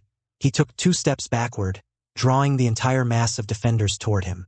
At the last possible moment, as a massive Stokeworth guardsman lunged to wrap him up, Ben-Jen pitched the ball blindly over his own shoulder. It was a reckless, impossible toss, but Willem was already there. He caught the egg in perfect stride, having looped completely around the chaotic fray. The entire right side of the field was empty. Willem sprinted the final 30 yards completely untouched, slapping the leather against the white post as the horn blew 3 sharp blasts, signaling the end of the time. "Victory to the Winter Wolves," the herald bellowed. Ned Stark allowed a faint, proud smile to touch his lips. He stood up from his chair. Down on the field, Robert Baratheon was on his knees in the mud, his chest heaving like a blacksmith's bellows. He looked exhausted, battered, and thoroughly defeated. But as Ben-Jen walked over and offered the king a hand, Robert took it, hauling himself up and pulling the young northern lord into a rough, muddy embrace. "You ran us ragged, you little wolf," Robert boomed, his voice carrying genuine respect. "A fine victory. You earned the rest." The field was quickly cleared, the exhausted men of the north and the Crownlands retreating to the warmth of their tents. The groundskeepers rushed out to stamp down the worst of the divots before the second match commenced. The anticipation in the royal box shifted dramatically. Lord Tywin Lannister sat up slightly straighter, his golden gaze fixed imperiously on the southern tunnel. "And now, for the second trial of the culling," the herald announced. "The swiftest spears of the deep sands, the sand vipers of Dorne. To face them, the golden fury of the west, the lions of Casterly Rock." The crowd's roar was deafening, fueled by the sheer spectacle of the contrasting forces about to meet. From the southern tunnel emerged the Dornishmen. Led by Prince Oberyn Martell, they were a vision of lethal agility. They wore no padding, only loose, flowing silks in shades of vibrant orange and red, and soft leather boots. They looked entirely unburdened, jogging onto the mud with a light, dancing step, stretching their limbs with the limber grace of desert cats. From the northern tunnel, the earth literally shook. The lions of the west stomped onto the field. They were a collection of the absolute largest, thickest, most heavily muscled giants Tywin Lannister possessed in his vanguard. Clad in heavy, reinforced crimson canvas, they looked like walking mountains of meat. And walking beside them, barely reaching the waist of the smallest man on his team, was Tyrion Lannister. Tyrion wore a finely tailored, scaled-down version of the crimson padding, holding a small rolled parchment like a commander's baton. He did not look confident. He looked stressed. In the royal box, Cersei Lannister let out a quiet, scornful scoff. "Father, this is a humiliation. You have sent our house's pride onto the field to be commanded by a stunted clown. The Dornish will run circles around them and make a mockery of the lion. Watch, Cersei, Tywin said coldly, not sparing her a glance, and learn that wars are not won by appearances. Down on the field, Oberyn Martell stood at the center mark, a wicked, confident grin on his face. He looked at the massive men assembled opposite him, then down at Tyrion. A bold choice of commander, Lord Lannister. Oberyn taunted loudly enough for the front rows to hear. I hope you brought a ladder so you can see over the mud. I brought something far more dangerous than a ladder, Prince Oberyn, Tyrion replied dryly, gesturing to his towering men. The red flag dropped. The horn blew. The Dornishmen won the first possession. Oberyn scooped the leather egg from the mud and the sand vipers went into motion. It was a display of breathtaking beauty. The Dornishmen did not run in straight lines. They wove through the heavy mud like water flowing around stones. Tyrion screamed from his small, wooden mounting block on the sideline. Dake, grapple the prince. Take his legs. Dake, a massive brute whose shoulders were wider than a doorway, roared and charged directly at Oberyn. He looked like an avalanche bearing down on a reed. Oberyn didn't even break a sweat. He waited until Dake was 2 paces away, massive arms outstretched for a crushing embrace. With a blindingly fast, spinning step, Oberyn turned completely around Dake's massive frame. Dake, unable to halt his immense forward charge in the slick clay, plunged headfirst into the mud, sliding a full 10 feet and knocking down another of his own teammates in the process. Oberyn tossed the ball lazily to a trailing Dornishman, who jogged the remaining distance and tapped the white post. Mark T.O. Dorn, the herald called. The crowd laughed, thoroughly entertained by the clumsy failure of the massive Westerman. Tyrion rubbed his face with his leather gloves, groaning audibly. They are too fast, he muttered to himself. You cannot tell a falling rock to catch a flying bird. The match continued in a similar, humiliating fashion. The Dornishmen were simply untouchable.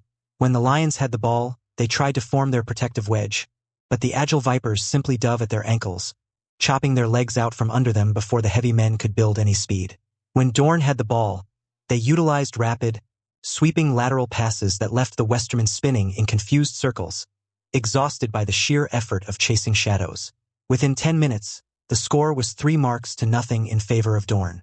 In the royal box, Tywin Lannister's face was carved from ice. Cersei was openly smirking. Ned Stark watched with clinical interest, knowing the dwarf was intelligent, wondering if he could find a solution to an unsolvable physical mismatch.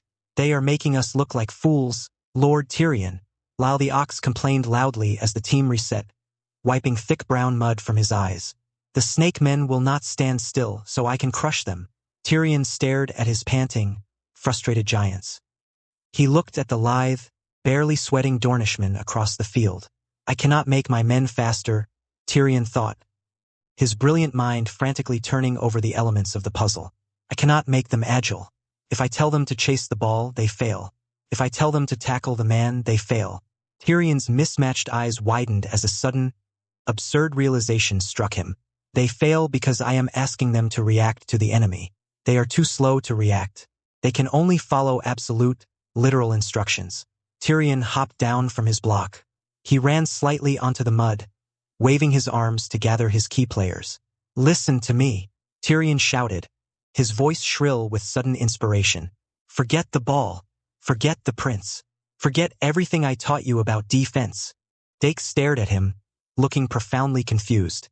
But my lord, if we forget the ball, how do we win the game? By not playing their game, Tyrion yelled, pointing his parchment baton at the far end of the field. Look at our post. Look at the white wood. Lyle, Dake, Gregor. /N mountain name is Gregor Clegane, this is Gregor. The 3 massive men stood at attention. You are no longer men, Tyrion commanded, using the simplistic logic he knew they understood.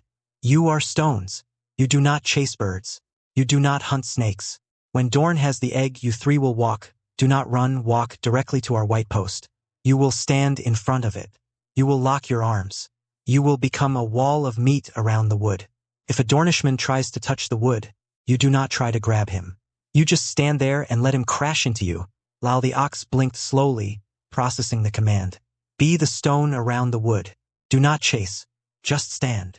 Exactly, Tyrion beamed. And on offense, when we have the egg, Dake, if you hold the egg, you do not look at the enemy. You close your eyes if you must. You walk in a perfectly straight line to their post. If a viper grabs your leg, you do not stop. You drag him. You are a glacier. The horn blew, signaling the resumption of play. Dorn took possession of the ball. Oberyn Martell caught the lateral pass and immediately began a rapid, sweeping run toward the Westerland's flank, expecting the heavy brutes to lumber after him so he could cut back to the center. Stones! Tyrion shrieked from the sideline. Lyle, Dake, and Gregor completely ignored the Prince of Dorne. They turned their backs on the play and jogged heavily toward their own scoring post. They arrived, locked their massive arms together, and formed an impenetrable semicircular wall of pure, unyielding mass directly in front of the white timber. Oberyn paused in the mud, entirely confused. His defenders were not defending. They had retreated. Assuming it was a trick, Oberyn sprinted toward the post. He reached the wall of meat. He shimmied left, faked right, executing a flawless, blindingly fast feint that would have left a normal man on the ground. Lyle the Ox didn't even blink. He was following his literal instructions. He stood perfectly still, staring blankly ahead. Oberyn, having no empty space to exploit, was forced to try and reach over the massive men to touch the post. As he lunged forward, he simply bounced off Dake's massive, unmoving chest like a bird hitting a window pane. The impact jarred the ball loose from Oberyn's grip, tumbling into the mud. The stones hold! Tyrion cheered wildly, jumping up and down on his block. The crowd roared in a mixture of confusion and sudden amusement. The brilliant, agile Dornishman had been entirely neutralized by absolute, willful stillness.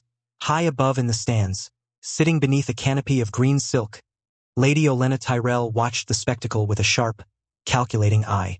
She took a slow sip of spiced wine and turned to her son, Lord Mace Tyrell, who was sweating profusely in his heavy velvet doublet. "Look closely, Mace," the Queen of Thorns commanded dryly, pointing a wrinkled finger at the muddy field. "That dwarf is demonstrating the exact level of intellectual flexibility I expect from your average Reach commander.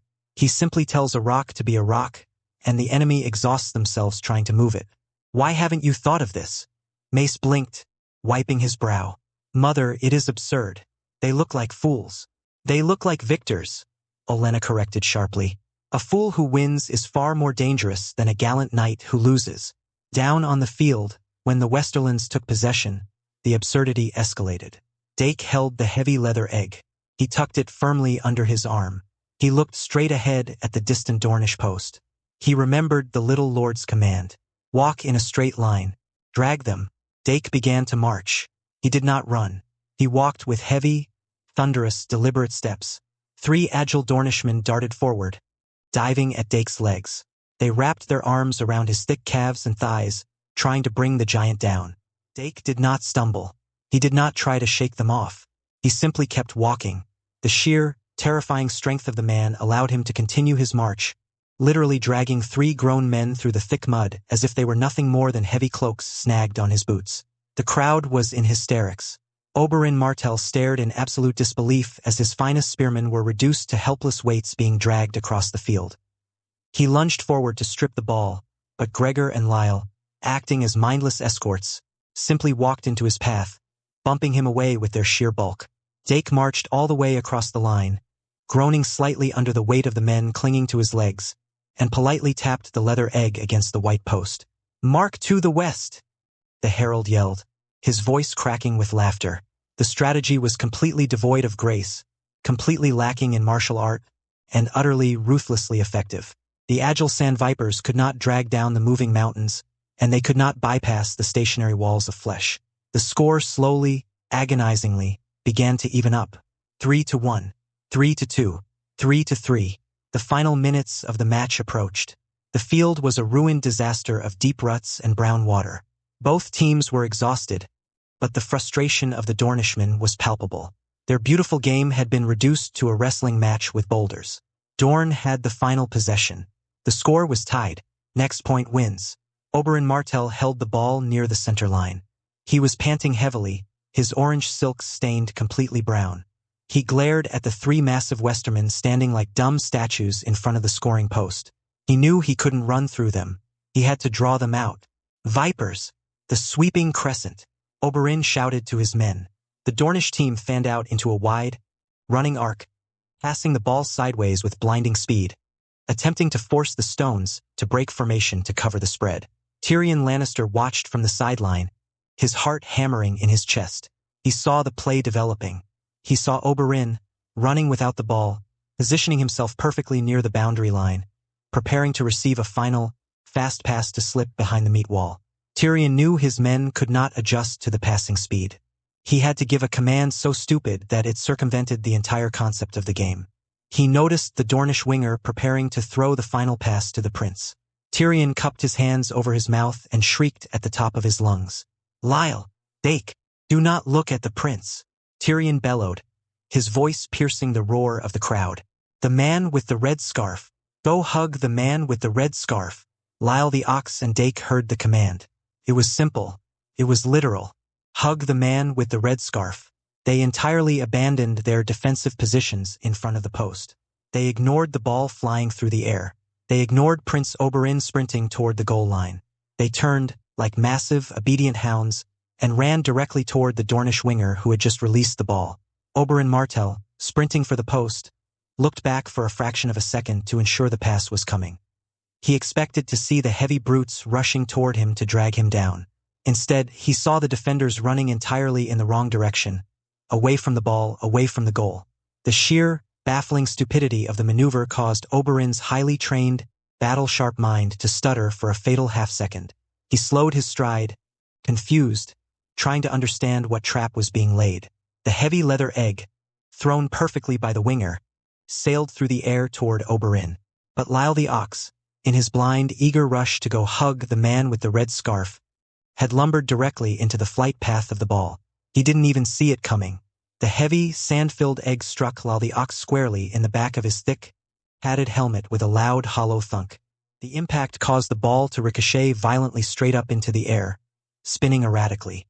Lyle stumbled forward from the blow, completely unaware of what had hit him, and enthusiastically wrapped his massive arms around the terrified Dornish winger, lifting the smaller man entirely off the ground in a crushing, friendly embrace.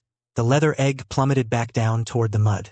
Gregor, the third brute, who had been left behind near the post and had no idea what instructions were being shouted, saw the shiny, wet leather ball falling from the sky directly in front of him. Acting on the only instinct he possessed, Gregor caught it. He stood there, holding the ball, looking entirely lost. He looked toward the sideline at his tiny commander. "Lord Tyrion?" Gregor yelled, completely ignoring the game happening around him. "I have the egg. What do I do with the egg?" Tyrion's eyes were wide as saucers.